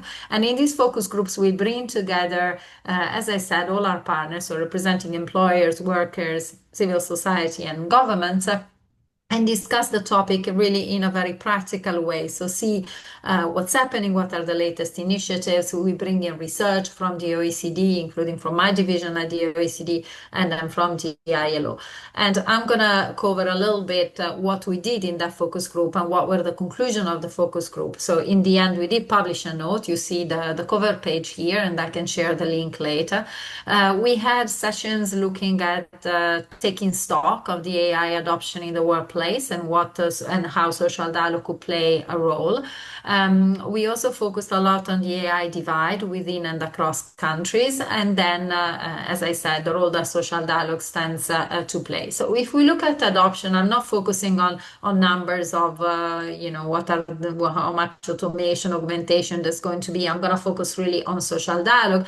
You see here the results from a survey that we led at the OECD, where we ask both unions and employers to tell us what are the main opportunities and risks of AI adoption. You can see that more or less the social partners are aligned, but with different priorities. You can see that if you look at the perceived risks for trade unions, the biggest risk is the trustworthy use of AI, which scores fairly high also for employers. But for employers, by far the biggest concern is changing skill requirements. And as many others have said before me, do we have the workforce we need to adopt AI successfully in the workplace? On the other side, if we look at the benefits, you can see that for employers, the biggest benefit is increased productivity gains, including as well higher job safety, while for unions, the two biggest perceived benefits are higher job quality and also the creation of new tasks and jobs. So also unions, of course, recognize the big opportunities in terms of making jobs safer, at least physical safety through the use of AI. And a possibility to change jobs, for example, automate physical tasks and create new, more enriching tasks. There are, however, risks of deepening inequalities. I think some have been mentioned already. There's big divides across countries, but also within countries. So I'm going to show you a few figures on both. One significant threat is the unequal adoption of AI across countries, which means that then the risk of automation or augmentation across countries is different. In this chart, you see both the share of jobs potentially affected by generative AI. So this comes from the ILO. As I said, we're a partnership, so we bring in results both from the OECD and the ILO. And then you see the share at risk of being automated and of being augmented. And so because the adoption tends to be further behind in lower middle income countries and low income countries, then you have a bit less risk of automation, but you also have less opportunity for augmentation of jobs through the use of AI. Another important issue that I think has been mentioned already, so maybe I'll be brief so we catch up on some of the time because I think we're a little bit behind, is that there are new forms of inequalities that are arising because workers and companies in advanced economies and developing countries have different resources to devote to AI system. There's a growing pool of outsourced and precarious and invisible workers. I think the person before me called it an invisible workforce from developing countries. And for more vulnerable groups within developed countries, including migrants and refugees, which are either subject to algorithmic management practices when they perform repetitive tasks, and also maybe subject to mental health implications if they are developing training sets that make them exposed to harmful content. And so protecting labor rights along the AI value chains, not just the leading company, is essential so that all workers, regardless of where they are working and how they're employed and what kind of AI exposure they have access to decent working conditions. So this is an issue. I think the role, the importance of considering the divides throughout the value chain, something that we don't often look at, which is very important. As I said, there isn't just differences between countries, there's also differences within countries. So this comes from the same survey that I showed you in the first slide.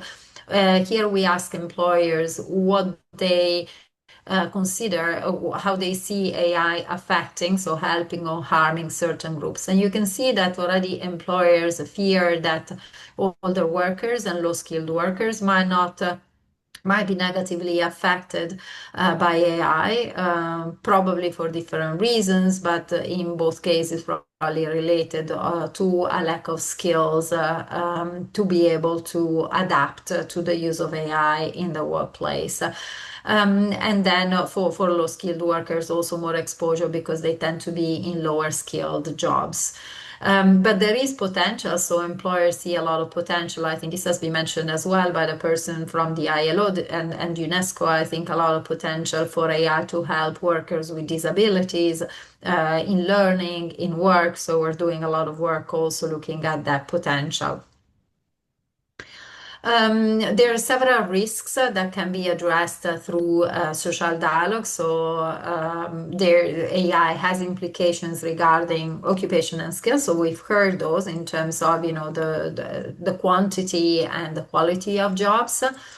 So this is more about the quality, and it is important to better understand and measure the impact of AI on jobs. And I think always when we look at trying to foresee changes in labor market needs and skill needs, we see that the best systems actually involve all social partners. So they involve employers, they involve unions in those assessments of how the labor market is changing so that you can then develop solutions, training and adaptation of occupational profiles, for example, and training profiles that are already a consensus among the different partners.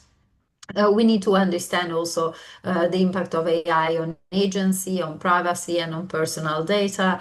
Again, this is something that's been said before, ensuring always human oversight. I think the person before me says somebody with hands and a face, which is a good sum up of what human oversight means.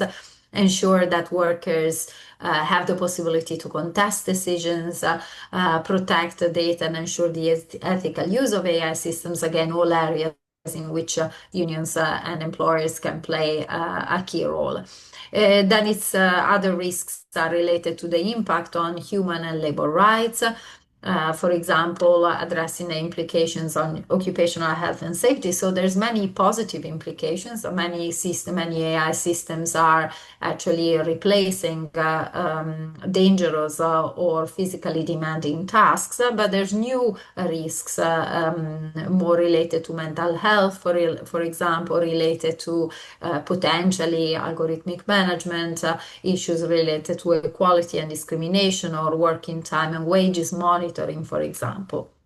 And then I think we did in the group find already that there was a lot of advancement in terms of the role of social dialogue and the involvement of social dialogue in the workplace. Again, the survey that I mentioned before, which is a survey we ran in my division at the OECD, finds that when we ask workers how AI has affected their job, the vast majority say that it's actually improved it. It has improved their performance, their mental health, and their productivity, their enjoyment at work.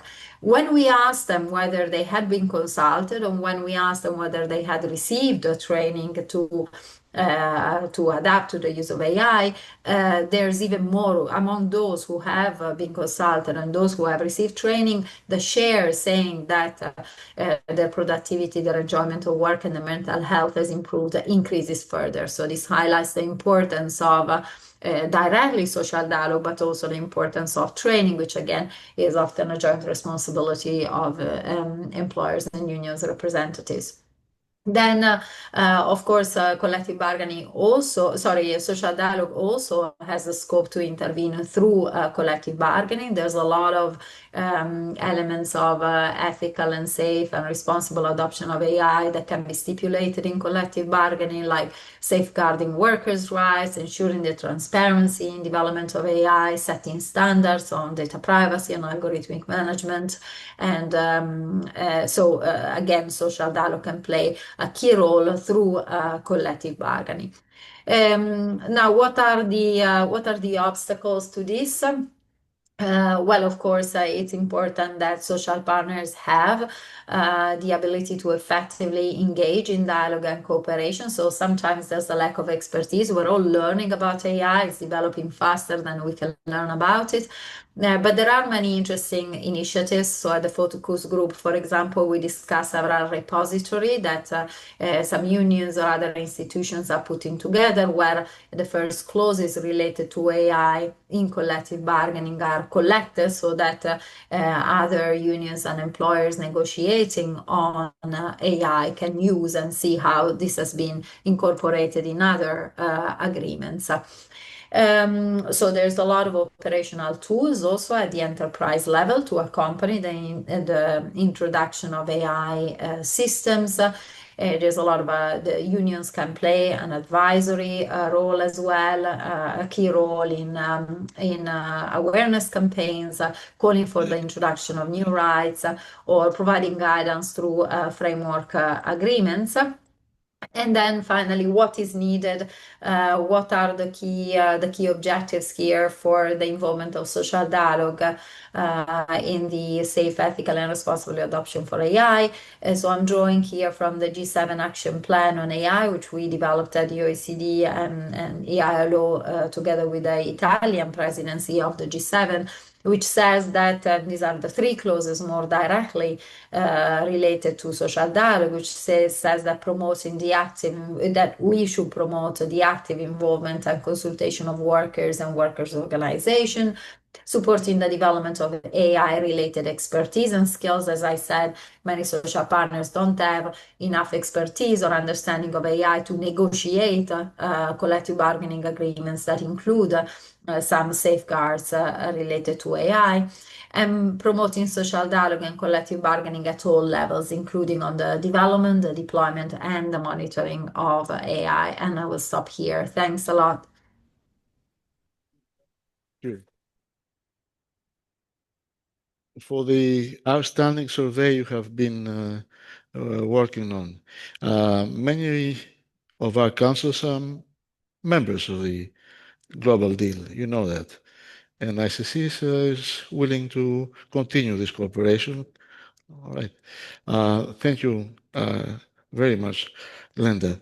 Now, let me ask Mrs. Abina Dewan for the Just Jobs Network to give some thoughts on what are the stakes of AI challenges from the Global South perspective. Please, you have the floor. But please stay on the time frame, as you are all exceptional speakers, but the time frame is limited. So please stay on to that. Yes, gladly, Chair. Thank you so much. And my gratitude to ICES for the information. I really, for the invitation, pardon me. I wish I could be there in person. I'll start just by introducing very quickly the Just Jobs Network, which is a global research organization that provides rigorous data and information from the ground to underpin effective public policy and governance of labor markets. A big part of our work is actually studying how major forces of change, like artificial intelligence, are upending the way that you and I, that we live and work, and what happens, what needs to happen to manage these changes and to help workers, businesses, and economies adapt in this era of very rapid and unprecedented change. I also, as Glenda mentioned, served as the senior advisor to the Global Deal and had the honor of chairing the sessions that Glenda just spoke about. So I will keep my intervention relatively short today. I don't have a PowerPoint presentation, and I really just want to make 3 points. So my first point is that artificial intelligence, as we already heard by multiple speakers today, will deepen inequality. And in fact, this is already happening. There's a lot of noise about AI's impact on jobs, economies, and on humanity, in fact. And whenever these debates get very loud, people tend to compare this wave of technological advancement with the past ones. And if we stay with that for a second, what history actually tells us is that every new technology has actually amplified inequality, right? Electricity divided the world between those that have it and those who don't. There are many parts of the world that are still struggling to achieve electrification. Nuclear power created a divide between nations that possess it and those that don't. Computers and information technologies created a digital divide along lines of those that could afford and had the wealth to afford these technologies, and those that had the skills to actually use them, and those that did not. Social media has divided us between those who control the data and our feeds and those who merely consume social media. So there's little reason to believe that AI will actually be different. It is already deepening divides as we speak. And these divides will be between those that have the education to participate in a technologically driven economy and an AI-driven economy, and those that don't have those skills. The divide will be between countries that have a seat at the table in the governance of AI and those that do not. The divides will be between those that collect and monetize the data and those that do not. Against this backdrop of inequality, countries must build social architecture now to counter these disruptions that are inevitable. And what this means is that governments must proactively steer AI innovation and deployment to ensure that it augments rather than simply replaces human labor. We need a toolbox of policies for human-centric AI development, best practices for social dialogue between firms, workers, and governments, better inclusion of workers' voices in decisions about AI use, and fiscal and regulatory tools, including tax and competition policies to create a more effective governance and a global environment where we can check some of these inequalities.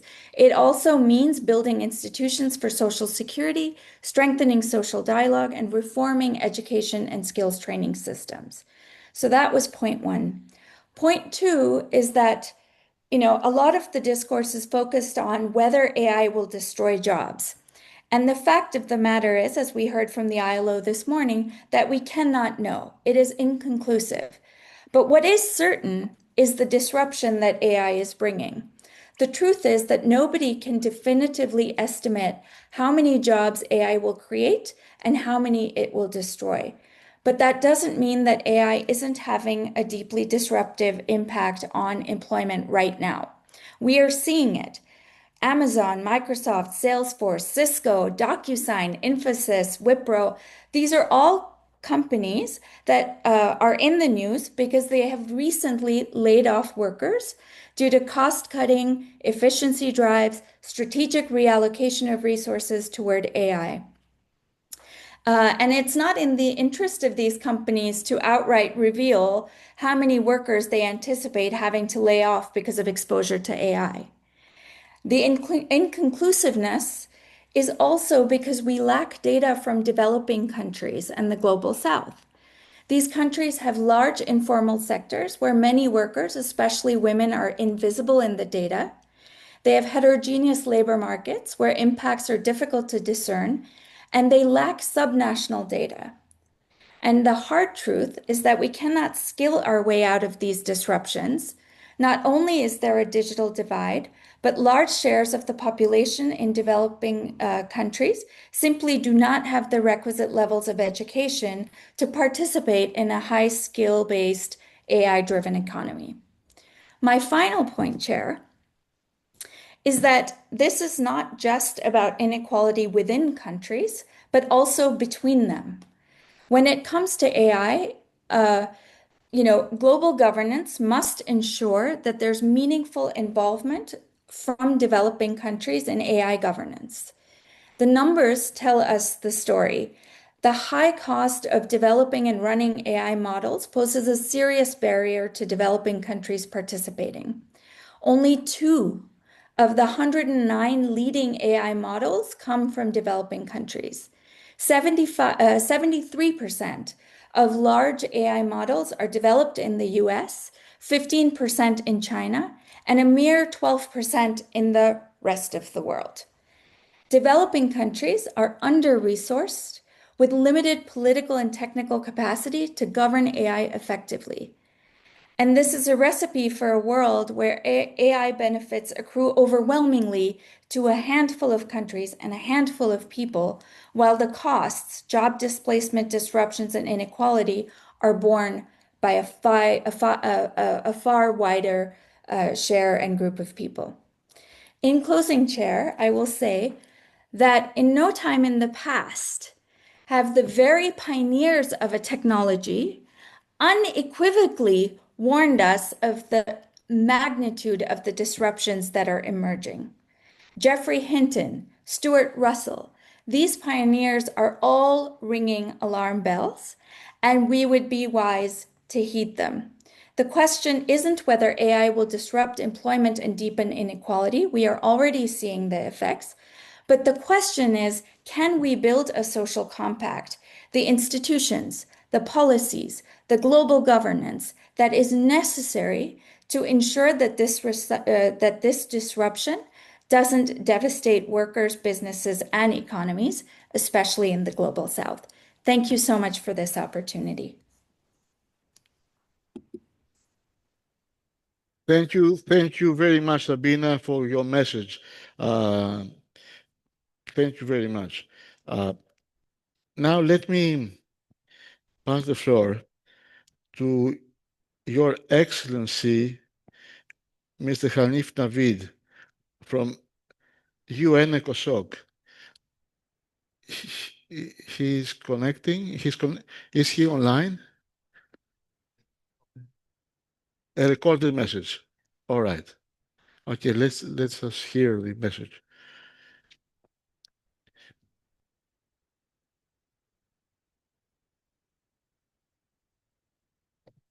Excellencies, distinguished delegates, colleagues, and friends. It is a pleasure to join you virtually for this important conversation on artificial intelligence, social dialogue, and the renewal of the social contract. First, let me commend AICESIS and the Economic and Social Council of Curaçao for convening this timely global forum. With so many national economic and social councils in your network, you are uniquely positioned to connect the voices of governments, employers, workers, and civil society. Exactly the kind of dialogue we need to shape a future that is inclusive, sustainable, and just. We all feel it, that we are at a turning point. Artificial intelligence and frontier technologies are transforming our economies, our societies, at breathtaking speed. AI holds enormous promise for productivity, innovation, and public service delivery. But it also carries real risks, widening inequality, weakening labor standards, and eroding trust in public institutions. AI must serve people, not the other way around. The UN Secretary General's Our Common Agenda call for a renewed social contract, one that restores trust, fairness, and solidarity. The challenges of AI and digital transformation make this renewal urgent and inevitable. So how do we get there? Let me suggest 3 key avenues for your consideration. First, we must rebuild the social contract to match the realities of the digital economy. It must drive upward mobility. It must be anchored in equity, economic security, and solidarity. Technological progress should be inclusive and leave no one behind. Progress isn't progress if it doesn't protect people. That means we must pursue policies that guarantee decent work, fair wages, and social protection for everyone, including workers whose jobs are being reshaped by AI.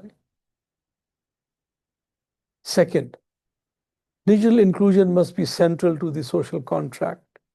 Right now, 2.6 billion people are still offline. That is 1 in 3 human beings on this planet.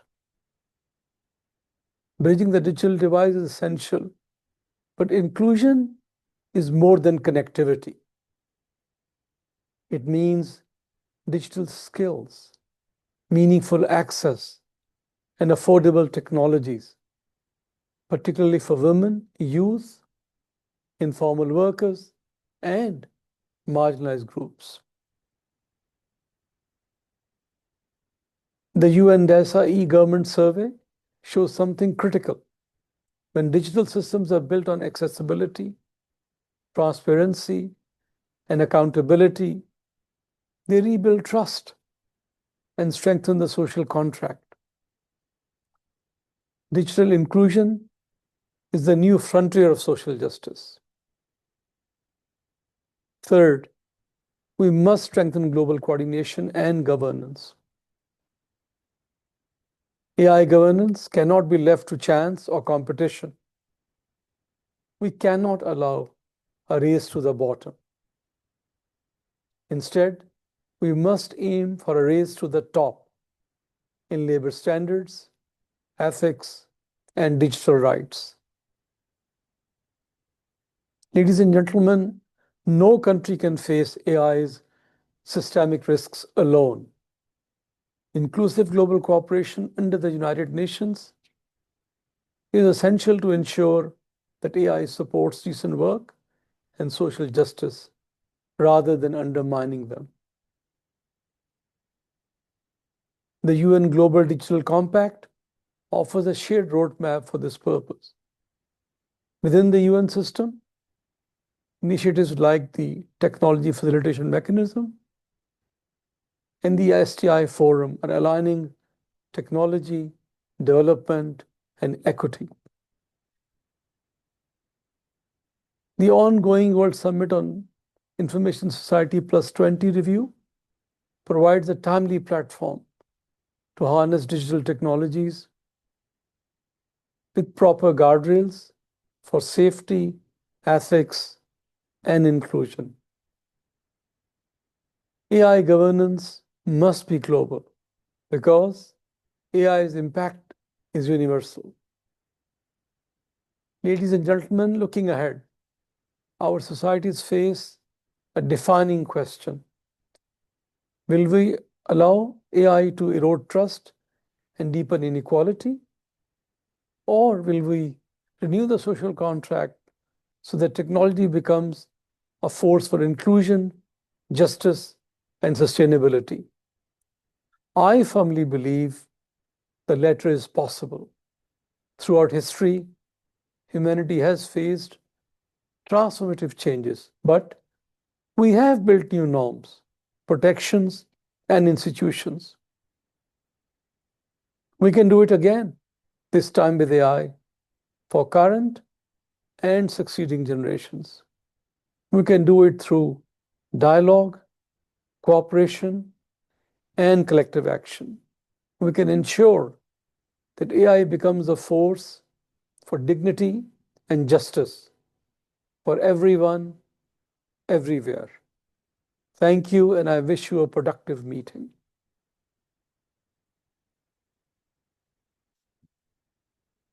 Great. Mr. Hanif Navid is a friend of AICESIS at the UN ECOSOC. And let me allow me to pass the floor to Mr. Amin Munir Alawi from the Economic and Social and Environmental Council of Morocco, and to ask him to give us his insights on the following question. From your experience in the Economic and Social Council of Morocco, which is a leading country in Africa, what are the main challenges and opportunities for ensuring AI contributes to inclusive development, and how can economic and social councils, similar institutions, bridge the digital divide and from the perspective of Global South?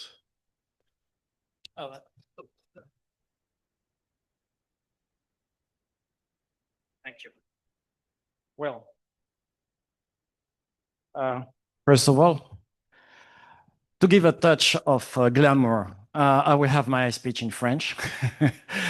And it will also balance the workload between the translators to English and the others, which is good for equality of all workers. Donc, je vais parler plutôt en français, si vous me permettez. Merci, Président, pour cette introduction rapide. En fait, ça fait 38 ans que je travaille autour de l'intelligence artificielle. Donc, je suis un petit peu impacté par le fait qu'on en parle autant aujourd'hui. C'est un vieux machin qui fonctionnait bien. Personne n'en entendait parler jusqu'à ce que quelqu'un comme ChatGPT le mette à la disposition du public. Mais en fait, c'est une technologie qui arrive. Et donc, j'ai pensé partager avec vous aujourd'hui tout ce qui se passe lorsqu'on a une technologie disruptive, d'un point de vue social et d'un point de vue professionnel. Là, l'illustration, c'est probablement la première technologie disruptive, c'est le feu. La première fois que le feu est arrivé, ça a été une technologie disruptive pour l'humanité, puisqu'on est passé d'animal chassé à animal chassant qui permet. Alors, qu'est-ce que ça permet, une technologie disruptive? Il y a 3 points qu'il faut retenir. C'est tout d'abord une technologie qui va permettre d'avoir une meilleure survie et plus de puissance. Ça, c'est le premier point pour toutes les technologies disruptives. Il y en a certaines qui ont été mentionnées par une collègue auparavant. Ensuite, c'est une technologie qui apporte des changements majeurs.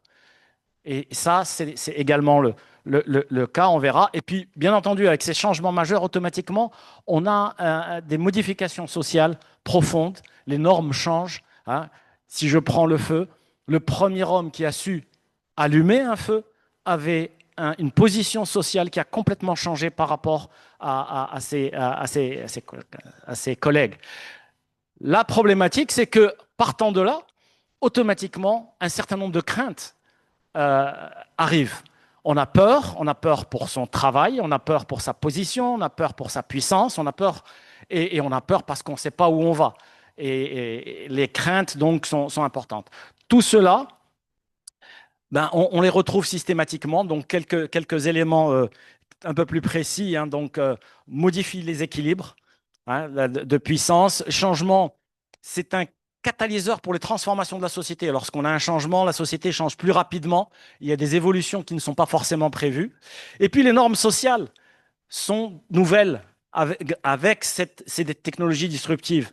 On a de nouvelles attentes, ça impacte les valeurs. On n'a pas forcément la même continuité sur les valeurs et les comportements sont totalement modifiés.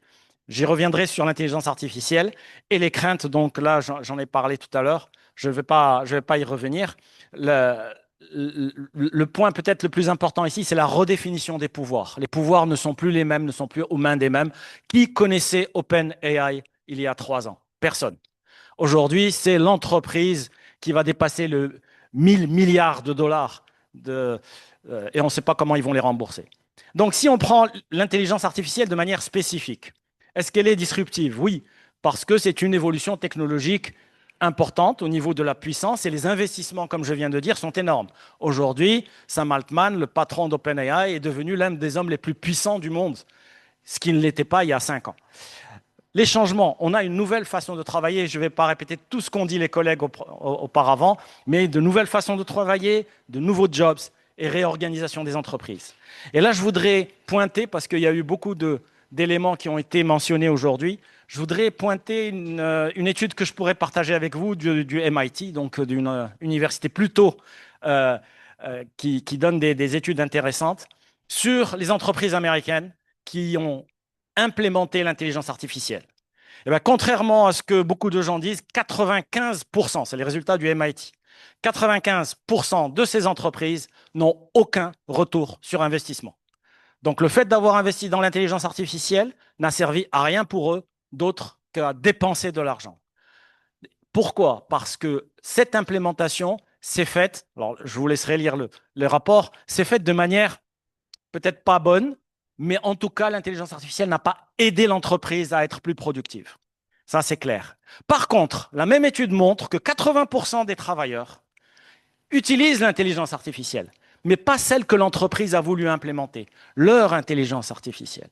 Alors, c'est assez intéressant parce que dans le débat que nous avons au niveau justement de la puissance, du pouvoir, des normes sociales et de la relation, du contrat social, ça veut dire quoi? Ça veut dire que c'est le travailleur qui a le pouvoir de l'intelligence artificielle et non pas l'entreprise, puisque c'est lui qui utilise cet outil-là pour être plus efficace dans les entreprises.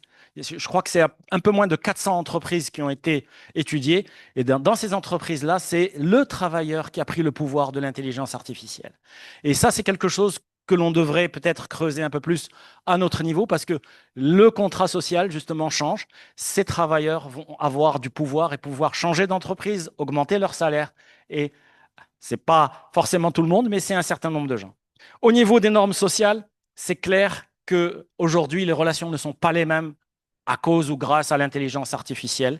L'acquisition et la transmission du savoir ont fondamentalement changé, puisque aujourd'hui, je suis prof, il y en a peut-être quelques-uns qui sont dans la salle. Aujourd'hui, les étudiants travaillent de manière complètement différente parce qu'ils ont tout le pouvoir d'accéder à des connaissances, non seulement à des connaissances, mais même à des raisonnements qu'ils n'avaient pas il y a quelques années. Donc aujourd'hui, il y a un changement. Et toujours au niveau de l'école, de l'université, on peut avoir cet aspect de valeur et d'éthique qui est largement impacté. Comment est-ce que les étudiants utilisent ces nouveaux outils à la place du plagiat. C'est-à-dire, aujourd'hui, ils demandent à l'intelligence artificielle de faire leur travail et ils le donnent comme si c'était le leur. Et là, il faut absolument arriver à les faire évoluer vers autre chose. Bien entendu, les craintes sont énormes. Est-ce que l'humain va rester humain? Les analyses prospectives sont divergentes, très largement. D'ailleurs, au niveau de notre conseil, nous avons publié l'année dernière un rapport sur l'intelligence artificielle. Et le principal problème que nous avons eu, c'est que toutes les études que nous avons vues étaient divergentes.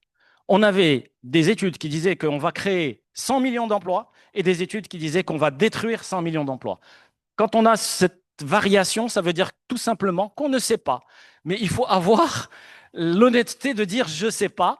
Hein, ça, c'est quelque chose d'important et que l'avenir va nous dire ce qui se passe. Mais il est important pour nous, en tant que conseil économique et sociaux et institutions similaires, de faire la veille nécessaire pour être en amont des changements qui sont en train de se produire. Et parmi les choses que nous avons dites d'ailleurs dans le rapport, c'est qu'on ne sait pas quels sont les changements, mais qu'il faut continuer à surveiller, à comprendre ce qui est en train de se passer pour ne pas être à la traîne de ce qui risque d'arriver. Trois axes majeurs, par contre, et là je pense que ça a été déjà dit, je ne vais pas insister énormément dessus. Premier axe, au niveau des recommandations que nous avons fait dans le rapport, c'est la gouvernance, la régulation et l'éthique. Je pense qu'on en a beaucoup parlé aujourd'hui. La deuxième, c'est que l'industrie et le secteur public doivent utiliser ces outils parce que quand ils leur permettent d'être plus efficaces, pas toujours, pas forcément n'importe comment. Comme je vous l'ai dit, l'étude du MIT, c'est 95% des entreprises qui n'ont aucun retour sur investissement. Et le troisième axe, c'est l'appropriation par la formation et la recherche. Oups. Par la formation et la recherche qui permet, même aux pays du Sud global, alors ça c'est pour répondre à mon ami Apostolos, même pour les pays du Sud global, d'avancer très rapidement. Nous avons aujourd'hui des entreprises au Maroc qui utilisent l'intelligence artificielle de manière assez intéressante et qui leur permettent d'être de bons concurrents au niveau international. Je pourrais en citer en particulier Intelsia, vous pouvez aller voir, c'est l'un des leaders mondiaux de la relation client qui utilise l'intelligence artificielle pour être plus efficace. J'ai un message, mais ça c'est à titre personnel. Avec toutes ces technologies, ces disruptions, etc., essayons de rester humains et de garder nos relations et de faire en sorte que nous nous voyions, nous nous rencontrions.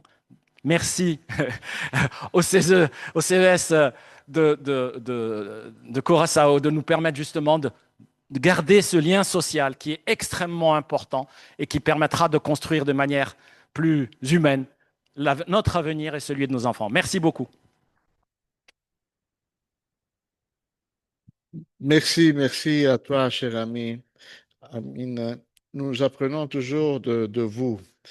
Now, let me give the floor to Professor Vasco Torres de León from the Escuela Interamericana de Diálogo Social, Tripartismo y Resolución de Conflictos please tell us about digital divide and how scientific methodology, which is in principle grounded on objectivity, can illuminate the phenomena in the frame of Latin America's reality, and most specifically, how social dialogue institutions in Latin America is facing the challenges of the AI for the sake of our Latin America's peoples. Professor, please, you have the floor.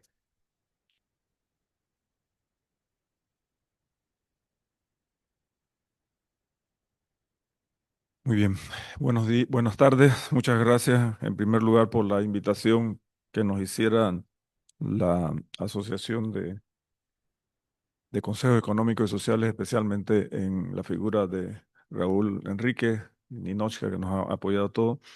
Bien, a mí me pidieron que hiciera una pequeña presentación, más o menos referida a esto, un poco deleteada por lo que nuestro moderador nos dice. Y yo intentaré, la verdad es que escuchando todo el grupo de expositores que me anteceden, queda muy poco que decir de mi parte sobre inteligencia artificial. La verdad es que yo he aprendido un montón de inteligencia artificial en el día de hoy. Afortunadamente, solamente tenía un slide sobre inteligencia artificial que puedo pasar rápidamente, porque además mi idea aquí era un poco compartir básicamente la experiencia que como escuela que hemos desarrollado unos programas para potenciar desde la parte académica diálogo social en nuestras sociedades en Latinoamérica, tratar de ver cómo esa experiencia se viene desarrollando. Es decir, cómo es la realidad. Porque tenemos un montón de cosas que están escritas en el papel y un montón de intenciones que nos hacemos en las conferencias, etcétera, pero muchas veces la realidad va por otro lado. E intentaré, si bien pasar por encima de mi presentación que había preparado un poco más desde el punto de vista para compartir algunos conceptos, etcétera. Intentaré también dar un pequeño pantallazo de lo que hemos encontrado nosotros en los últimos 5 años de trabajo en este tema, diálogo social y cómo esto puede impactar, nos está impactando, qué tanto sirve en nuestras comunidades, en nuestros países. Yo hacía una pequeña introducción que tenía que ver con, bueno, cómo, creo que aquí ya lo han puesto en perspectiva muy claramente, cómo eh, la irrupción de las nuevas tecnologías, no es la primera vez que las nuevas tecnologías hacen una disrupción de la forma en que se presta el trabajo. La tecnología, desde que hicieron el fuego, hizo disrupción en la manera en que se organiza el trabajo. La inteligencia artificial sencillamente es otro escalón, para algunos muy profundo, para otros es otro escalón más de esa disrupción, que por supuesto impacta, y quizás aquí hay un elemento también más fuerte, impacta no solamente el ámbito del trabajo y lo que está a su alrededor, sino que esta inteligencia artificial está impactando la sociedad misma y de regreso y de rebote vuelve a impactar el trabajo. Y quizá por eso encontramos un impacto muy profundo en las relaciones laborales. Creo que aquí se han hablado de cuáles son los grandes desafíos que se tiene con el tema de la inteligencia artificial. No me voy a meter en eso. Se ha explicado de manera abundante y mucho mejor de lo que yo lo pueda hacer. Eh, Me piden un poco que haga el match con cómo el papel que tendría ese diálogo social en la construcción de ese nuevo contrato social, que también algunos de los que hablaron se refirieron un poco a él. Y y qué implica todo este impacto en nuestro mundo, en nuestro entendimiento del mundo, cómo el tema de la inteligencia artificial y cómo nos refleja en el trabajo y y societariamente, qué implica esto, cuán profundo es este impacto. Y finalmente, intento decir algo sobre el diálogo social como respuesta a la crisis esta de la que estamos hablando. Y aquí creo que el elemento central tiene que ver en que cuándo vamos a empezar como sociedad a adoptar el diálogo social más que como un instrumento y verlo más allá de una forma instrumental, que lo sigue siendo, como un elemento configurante de nuestra sociedad, de un sistema valórico que tiene en el centro ese elemento, el diálogo como elemento democratizador, como elemento de interlocución y de legitimación, es decir, como un derecho fundamental. Eh, el impacto, no voy a hablar de eso, como digo, ya ustedes han visto el tema de la inteligencia artificial aquí, creo que no vale la pena que me meta yo en eso. Unos apuntes muy cortos sobre ese diálogo social y cómo se viene regulando.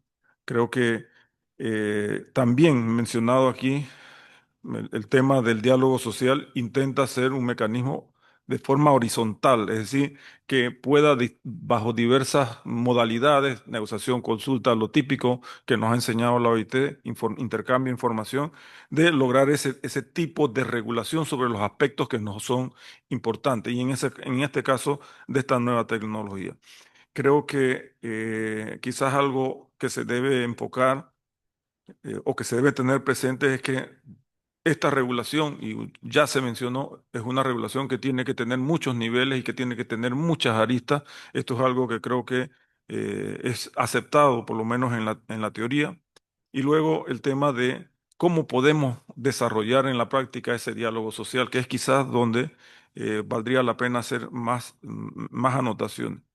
Porque para lograr que el diálogo social realmente sea un instrumento, entonces también tenemos que saber cómo vamos a poder diseñar ese diálogo social de manera tal que sea un instrumento válido, sea un instrumento que se utilice y que dé buenos resultados. Y es allí donde entramos a ver, bueno, cuáles son esos elementos fundamentales para que eso sea una herramienta. Bueno, a mí me parece que hay un elemento que en la práctica ha dicho que esto es importante, por una parte. Es decir, deberíamos tener instituciones que estén claramente institucionalizadas, valga la redundancia, en nuestras sociedades, de forma tal que su accionar le permita realmente incidir en nuestra sociedad para tomar decisiones. Y el problema, o uno de los problemas que tenemos en el América es la falta de institucionalidad en este sentido. Nosotros podemos recorrer toda Latinoamérica y vamos a encontrar una diversidad de instituciones que se dicen de diálogo social, pero en la práctica lo que logran como tal es muy poco. Pero además son instituciones que son demasiado débiles. Y al ser instituciones demasiado débiles, su voz no hace los frutos que se esperan de ellos. Entonces, aquí hay un reto central en Latinoamérica, la institucionalización, la verdadera institucionalización. Mira, creo que hay algunos ejemplos, sobre todo aquí en Curazao, que nos hablan de un nivel de institucionalización, es decir, cómo la sociedad, no solo el gobierno, es cómo la sociedad entiende esa institucionalización, qué fuerza le da, qué fuerza le exige a sus gobernantes. Y allí creo que hay un problema fundamental, que ni siquiera nosotros mismos como ciudadanos hacemos esa petición, esa fuerza. Fíjese, recuerdo que hace poco estábamos viendo este tema desde el punto de vista también académico y se estaba hablando de hacer un congreso en el que se proponían unos temas y el tema que salió fue inteligencia artificial y su impacto en el trabajo, está de moda. Y allí iban a estar también sindicatos y los sindicatos, un grupo de sindicatos dijo, oye, pero ¿por qué? ¿Para qué vamos a hablar de inteligencia artificial? ¿Acaso que eso es importante? Vamos a hablar de seguridad en el trabajo, que tenemos accidentes, que tenemos esto, que tenemos...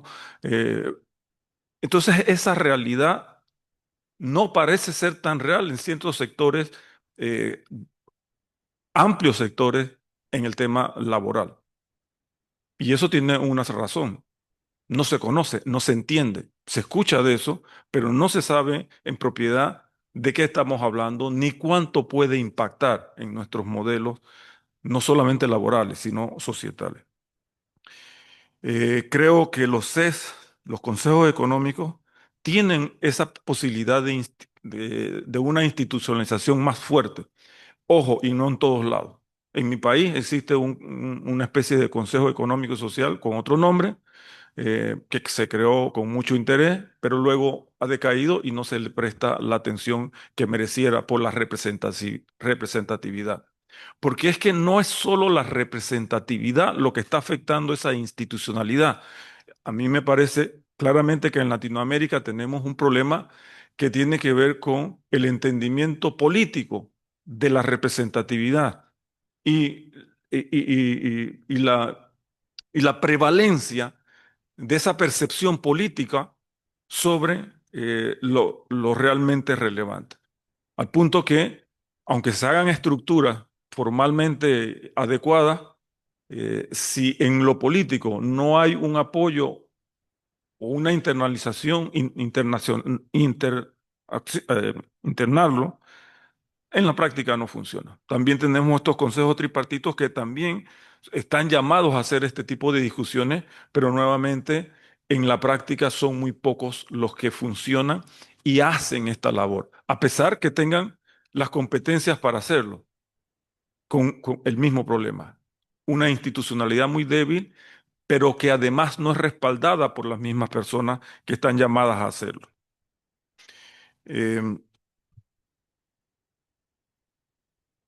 Hay otros elementos allí sobre el rol del diálogo social que tienen que ver un poco con la forma, las instancias en cómo deberíamos poder aplicar. Yo tampoco me voy a meter demasiado en ese tema. Yo creo que ya se mencionó aquí el tema de los convenios colectivos y creo que allí hay mecanismos muy concretos que pueden hacerse, pero cuando vemos cuánta población está cubierta por convenios colectivos en Latinoamérica, nos preguntamos también si esta herramienta que resulta muy interesante y muy importante en otros espacios como en Europa, eh, donde no solamente están pactando convenios colectivos, sino que están posibilitando su extensión. Y eso es un fenómeno interesante, su extensión hacia áreas donde no hay tradicionalmente representación o interlocutores claramente definidos. Porque uno de los elementos centrales del diálogo social es quién es un interlocutor legítimo, dependiendo de los temas específicos de que se trate. Entonces, sí, la utilización de la negociación colectiva es un instrumento adecuado, pero en Latinoamérica no parece que eso sea algo que sea muy importante, porque el nivel de sindicalización es muy bajo y aunque el nivel de convención colectiva sea un poquito más alto, no es mucho más grande. Y estamos hablando de niveles de 5%, de 10% de sindicalización. Ojo, sobre la parte que labora formalmente, porque la parte que no labora formalmente ni siquiera se cuenta para eso.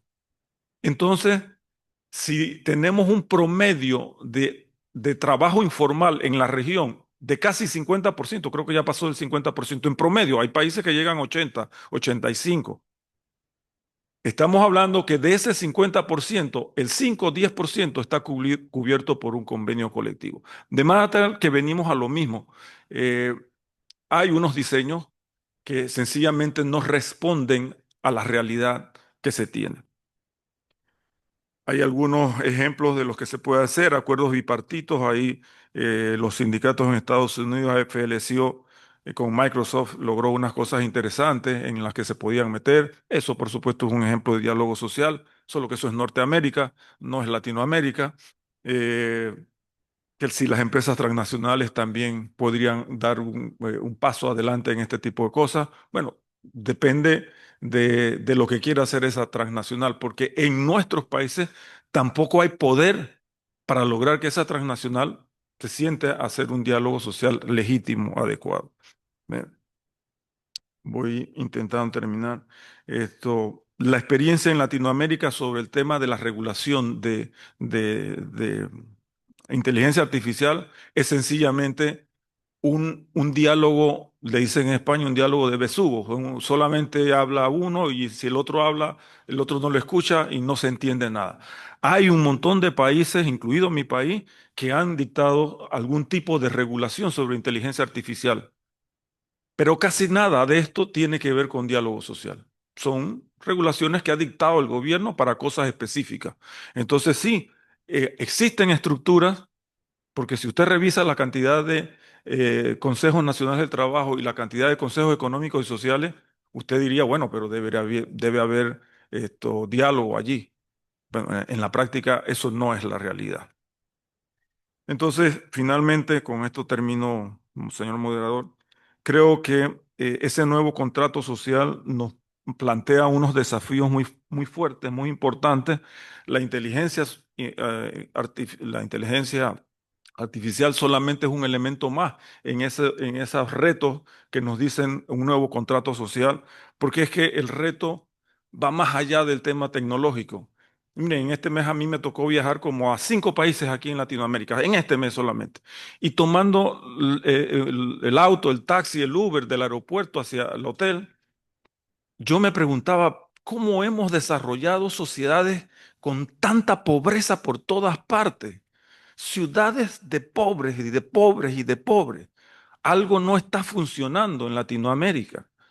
Entonces, tenemos una teoría interesante, Naciones Unidas, la OIT, etcétera, pero desafortunadamente el esfuerzo que se está haciendo me parece que es insuficiente. Existe diálogo social, pero el reto es que sea un diálogo social real. Lo dejo ahí, disculpe.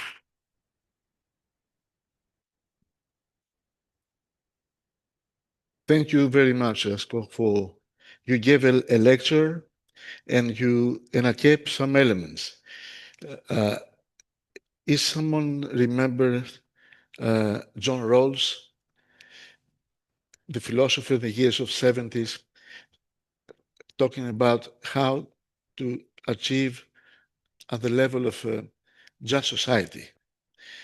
And he was talking about mutual step backs from the initial positions to find common ground.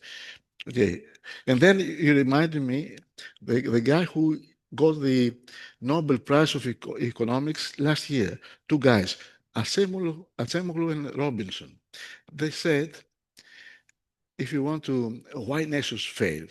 This was the case. And they said, make strong institutions and social dialogue institutions when it's useful for making what? For achieving structural change. Okay, in a smooth way. Thank you very much. I end this panel here and give the space and the floor for the next session. I thank you very much. Let me have a photo with you. Don't a photo of us, please.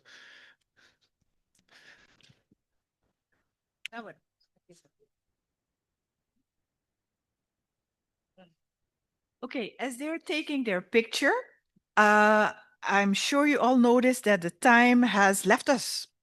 The time has left us, and because of that, of course, we are going to do an adjustment. We're not going to do the breakout roundtable. We're going to give the opportunity if anyone has questions, but we're only going to do that for 10 minutes because you have all been here online and in person, just listening, not having any chance on asking questions. So we want to give that opportunity now for the partners here present and the local persons here. After this meeting at 5, everyone has some little time to go and freshen up because in the evening we have a dinner for our guests and some of our partners. So we have to keep the time also very strict. So I hope everyone understands that. And then, does anyone have any questions? We just have 10 minutes for some questions. Anyone? Of course, I don't know if you can put on screen if one of the other presenters are still online and if they want have questions for them. I see Sabina is still there and Stefano also. Both of them are still there. Anyone, any questions? Okay, for your information, we are going to, of course, ask for all the presentations that were given, and we're going to disseminate those also. Mr. Henriquez has a question. Yes, thank you. Thank you very much, Milushka. Good afternoon, everybody. I have a question for Mr. Palmieri regarding, you just have heard how the situation is in this part of the world, especially in America Latina and Latin America, regarding the level of association of workers. We know that in this discussion about artificial intelligence, your point of view is how to protect workers' rights. Europe is much more advanced, and that has been also acknowledged by the last speaker, Mr. Torres de Leon, Vasco. What would you recommend very briefly as a first step in order for especially the Latin American region to start as a first step going through that process in order for in a couple of years of in time to try to reach the level that Europe has? I know it's a difficult question, but nevertheless, I wanted your opinion about it. And it can be very brief. What are, in your opinion, prerequisites from the perspective of workers, of course, and workers' rights? Thank you. Yes, thank you for this interesting question. I want to reply. I want to reply thanks to the one slide that Mrs. Rami showed this afternoon in this panel.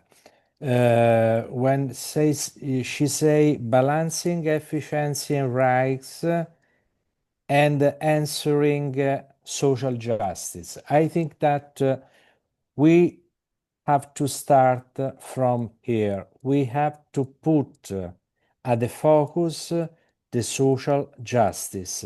And one point in the slide should to be is how to answer education remain a silver bullet for productive transformation of economies.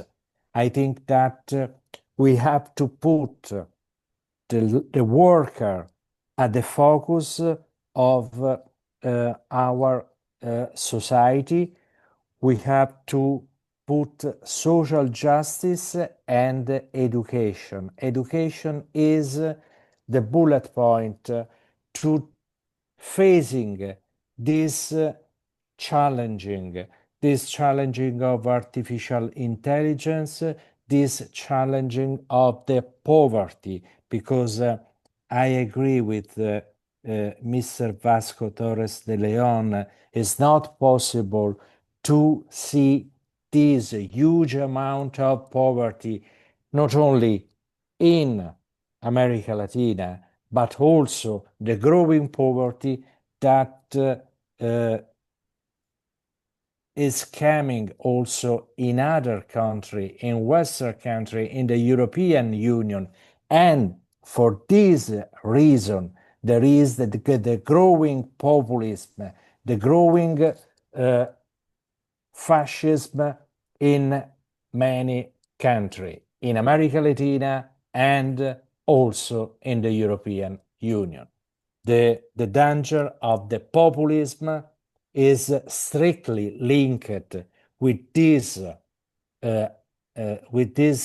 fact of the growing social injustice. Thanks. Okay, thank you, Mr. Palmieri. I must excuse myself. When I was introducing the panelists from the section before, I didn't mention you. I'm very sorry for that. Of course, as you know, Don't we would have worry. loved to have you here in person. Well, things turned out differently, but we're very happy that you were able to join us online. Of course, having the history of having the first regulations in the EU and being from the European Economic and Social Committee, a dear friend and partner of AICESIS, we're very glad that you could make it online with us.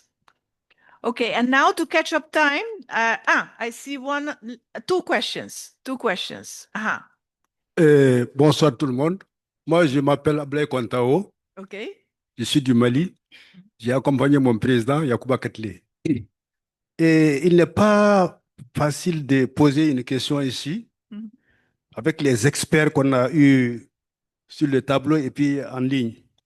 Moi, j'avais noté 3 questions, Okay. mais je les ai abandonnées Mhm.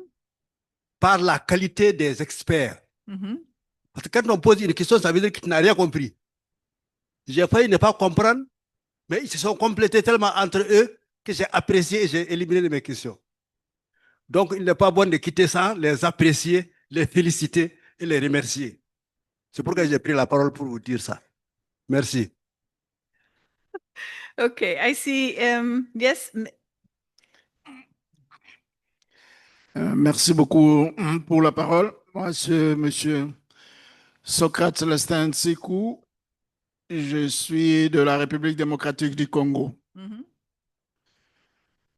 J'ai beaucoup apprécié ces présentations, mais je suis resté un peu sur ma soif parce que j'essaie de faire un lien sur... bon, j'ai eu un peu la chance de participer aux 3 dernières activités de l'AICESIS en Corée du Sud, à Athènes et ici. En Corée du Sud, c'était sur le dialogue social. Et en Grèce, c'était sur la démographie et tous les défis. Et ici, en parlant de l'intelligence artificielle, de tous les experts qui sont passés, personne n'a fait des liens avec l'impact de l'intelligence artificielle par rapport à la migration. Et ça, c'est une réalité, puisque ceux qui ont pris la parole, parmi les craintes, c'était le vieillissement de la population. Et en face, vous avez 2 espaces ou bien 2 régions qui ont une population plus jeune et que ce sont les populations que nous appelons, par exemple, dans notre pays ou en Afrique, on les appelle la population androïde, c'est-à-dire des gens prédestinés à travailler sur cette nouvelle révolution. Et face à un vieillissement de la population, certainement, il y a un autre défi qui est une opportunité pour les uns et qui doit être un danger, surtout sur ce que le dernier a parlé, sur le populisme dans l'Union européenne. Est-ce que quelqu'un parmi les experts peut nous aider à faire le lien avec les défis que nous pouvons rencontrer par rapport à l'intelligence artificielle et la migration? Merci. Okay, thank you. I don't know which of the online experts think I'm looking toward Mr. Palmieri a bit, because immigration, of course, has a large impact on Europe. But I don't know if any of the other experts who have just spoken, Mr. Conde or Mr. Vasco Torres had to leave, but Mr. Conde, Mr. Amin, maybe he also care to comment on the question posed by the Republic of Congo. Yes, okay. Maybe a mic, or you can stand here. I don't know which. Yes. And after him, we have Daniel had a question, and then we wrap up because or else the 10 minutes will be gone. On était en train de parler justement du problème. Since the question was in French, I will answer in French. Sorry. Okay. I'll try to follow. Okay. On était en train de parler. En fait, la problématique de la migration des cerveaux est beaucoup plus large que l'intelligence artificielle. C'est un sujet en soi.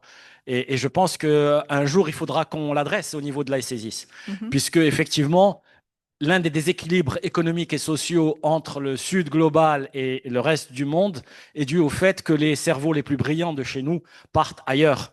Et le développement se fait plus facilement ailleurs. C'est vrai pour l'IA, effectivement, nous avons de très brillants chercheurs du Sud qui sont aux États-Unis, qui sont en Europe, qui sont en Asie.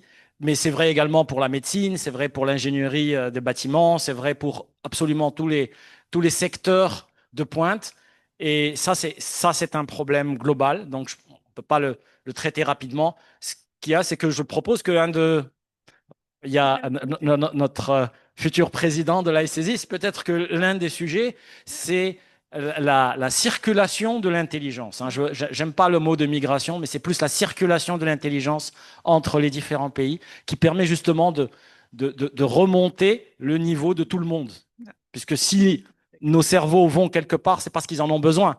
Et donc ils n'en ont pas assez, et que notre contribution est une contribution importante. Et à l'inverse, c'est vrai aussi, beaucoup de cerveaux du Nord viennent nous aider à faire des choses que nous aimerions faire pour notre développement. Mais c'est un sujet beaucoup plus large, et je serais très heureux de travailler si jamais un jour un groupe de travail se met en place au niveau de l'AICESIS sur cette thématique qui me tient également à cœur. Merci. Okay. No, an excellent suggestion. Working towards more equality, that's a great idea. He proposed, one of the things he proposed was a working group. Yeah, so that's a very interesting take. I don't know if Mr. Palmieri wants to give his ideas on it also. Yes, I think that is absolutely interesting. This to develop for the next meeting a panel about the circulation of the intelligence. Mm-hmm. And if I know well, the next meeting will be in Athens. We know that in the Mediterranean there were the circulation of the intelligence, and I think that this is an asset, an important asset for the European Union and for all the countries that are in the Mediterranean. Mm-hmm. And we have to catch this opportunity and this chance. Mm-hmm. Thanks. Okay, thank you for that. I don't know if Paula wants to add something. Yes, thank you so much for that question. I think one of the elements that is also interesting to consider, not only when we're talking about flows of intelligence and know-how, is also how to strengthen capacities in developing countries so that we don't have this brain drain.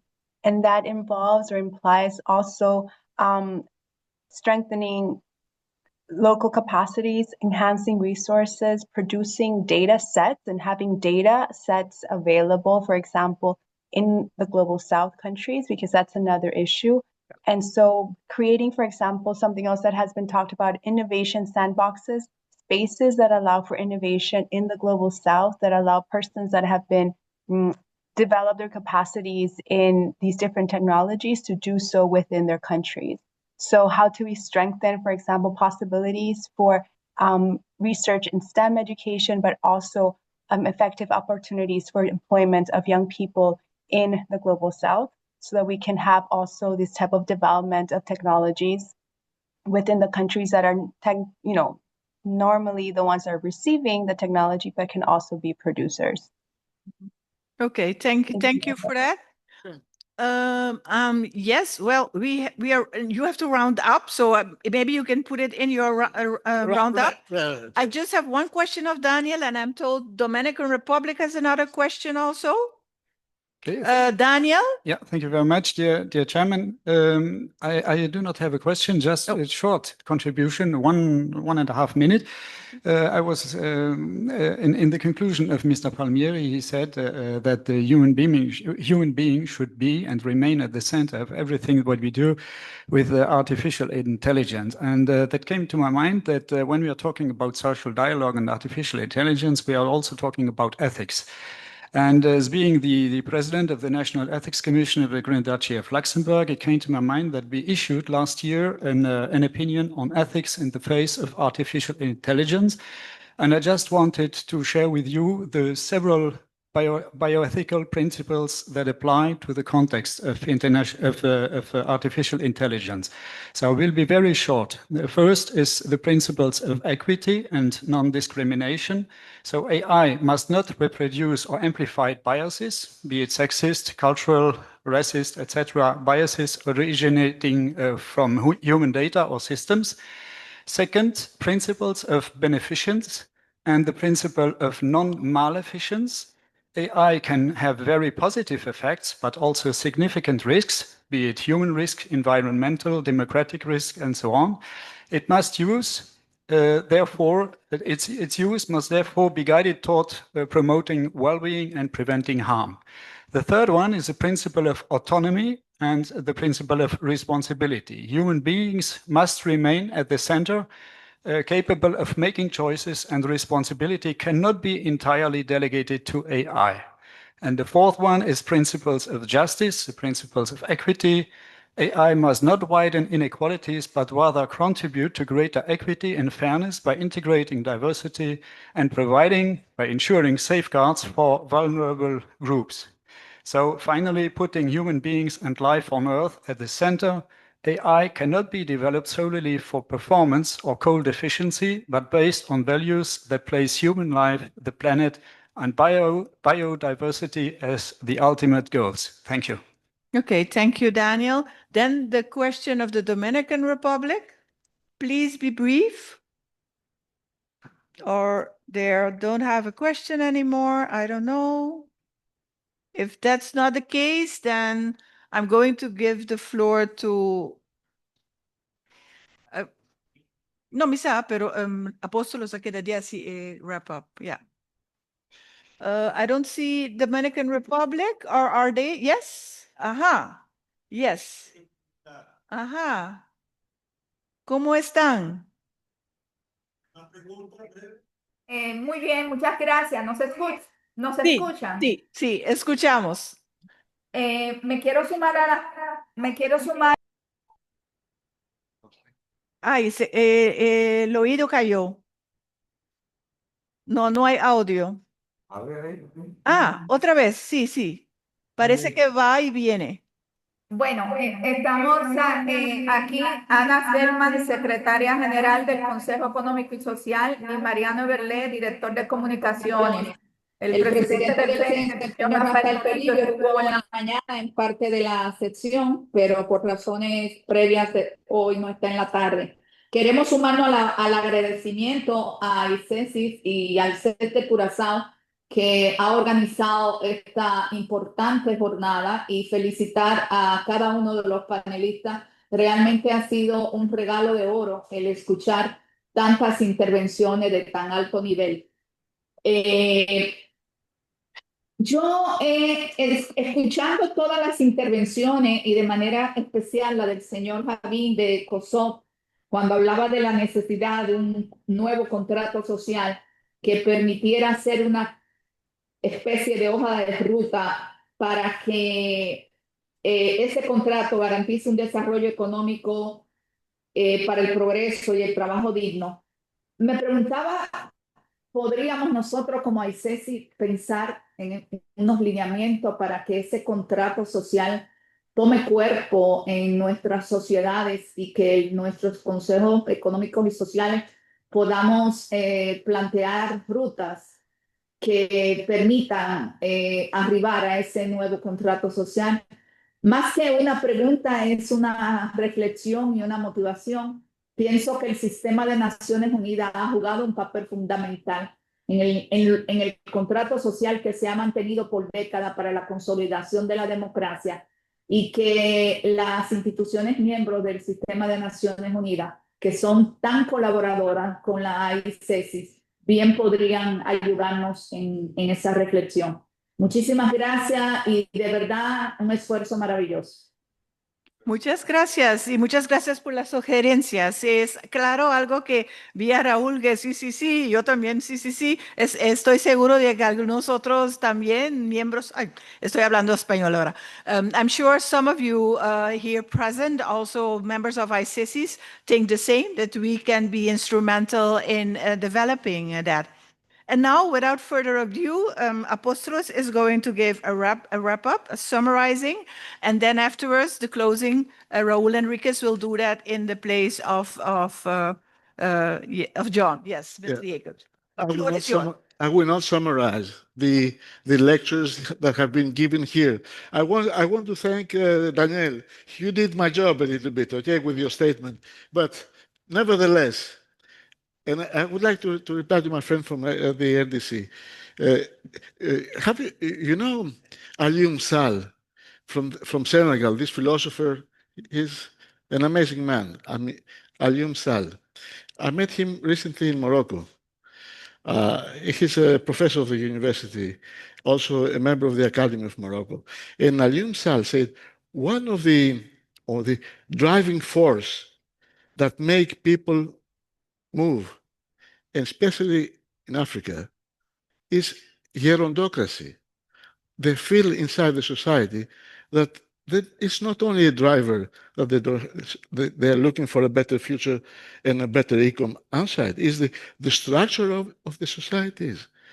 Also, such think of it. I don't know if it is scientifically proved, but this is what Alioune Sall, this great philosopher from Senegal, said. Then we have been working today in exploring the immense potential of AI.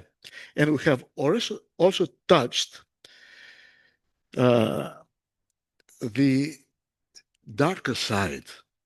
The truth is that AI isn't a tool, it is also a risk, and one that can undermine skills, trust, transparency, and even the security of our knowledge base.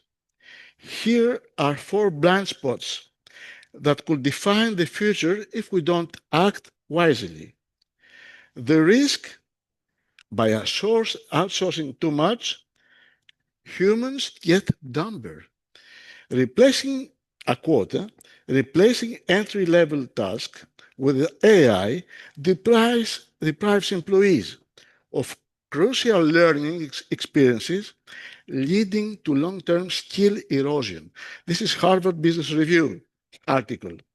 When AI takes over the boring tasks within a business, we lose practice ground where real expertise is forged. Over time, entire professions could hollow out and human intelligence could sink. The blind trust in bad data. What is the danger here? Believing AI without questioning it. This isn't just about biased databases, data sets, it's about consequences. And this is McKinsey reference on the state of AI in 2024. I quote, the number one risk leaders cite in adopting AI is inaccuracy, compounded by data quality and bias concerns. Then, third element of this shadow thing around AI today, maybe tomorrow will be different. Opacity, it's the hidden agendas in the code. And who owns the code? Who drives the code? Opacity means we don't know who or what is really making decisions without explanability. Managers risk becoming nothing more than rubber stamps for outputs they cannot challenge. And finally, the theft of knowledge. I said in the beginning, the oligopoly of AI machines. Data in this new gold is the new gold, and AI is the ultimate extractor. Without robust governance, AI can hoard knowledge, strip organizations of intellectual capital, and centralize power in the hands of few. And this is UNESCO recommendation on ethics and AI who say it. And this is not just about privacy, it's about the future of human agency and individual rights. Finally, AI is a revolution, yes, but every revolution comes with shadows. If we don't address these blind spots, skill erosions, blind trust opacity, and data theft, we risk building a future that looks less like empowerment and more like dependence. The fifth revolution will not be won by those who deploy AI the fastest, by those who deploy the wisest. Thank you.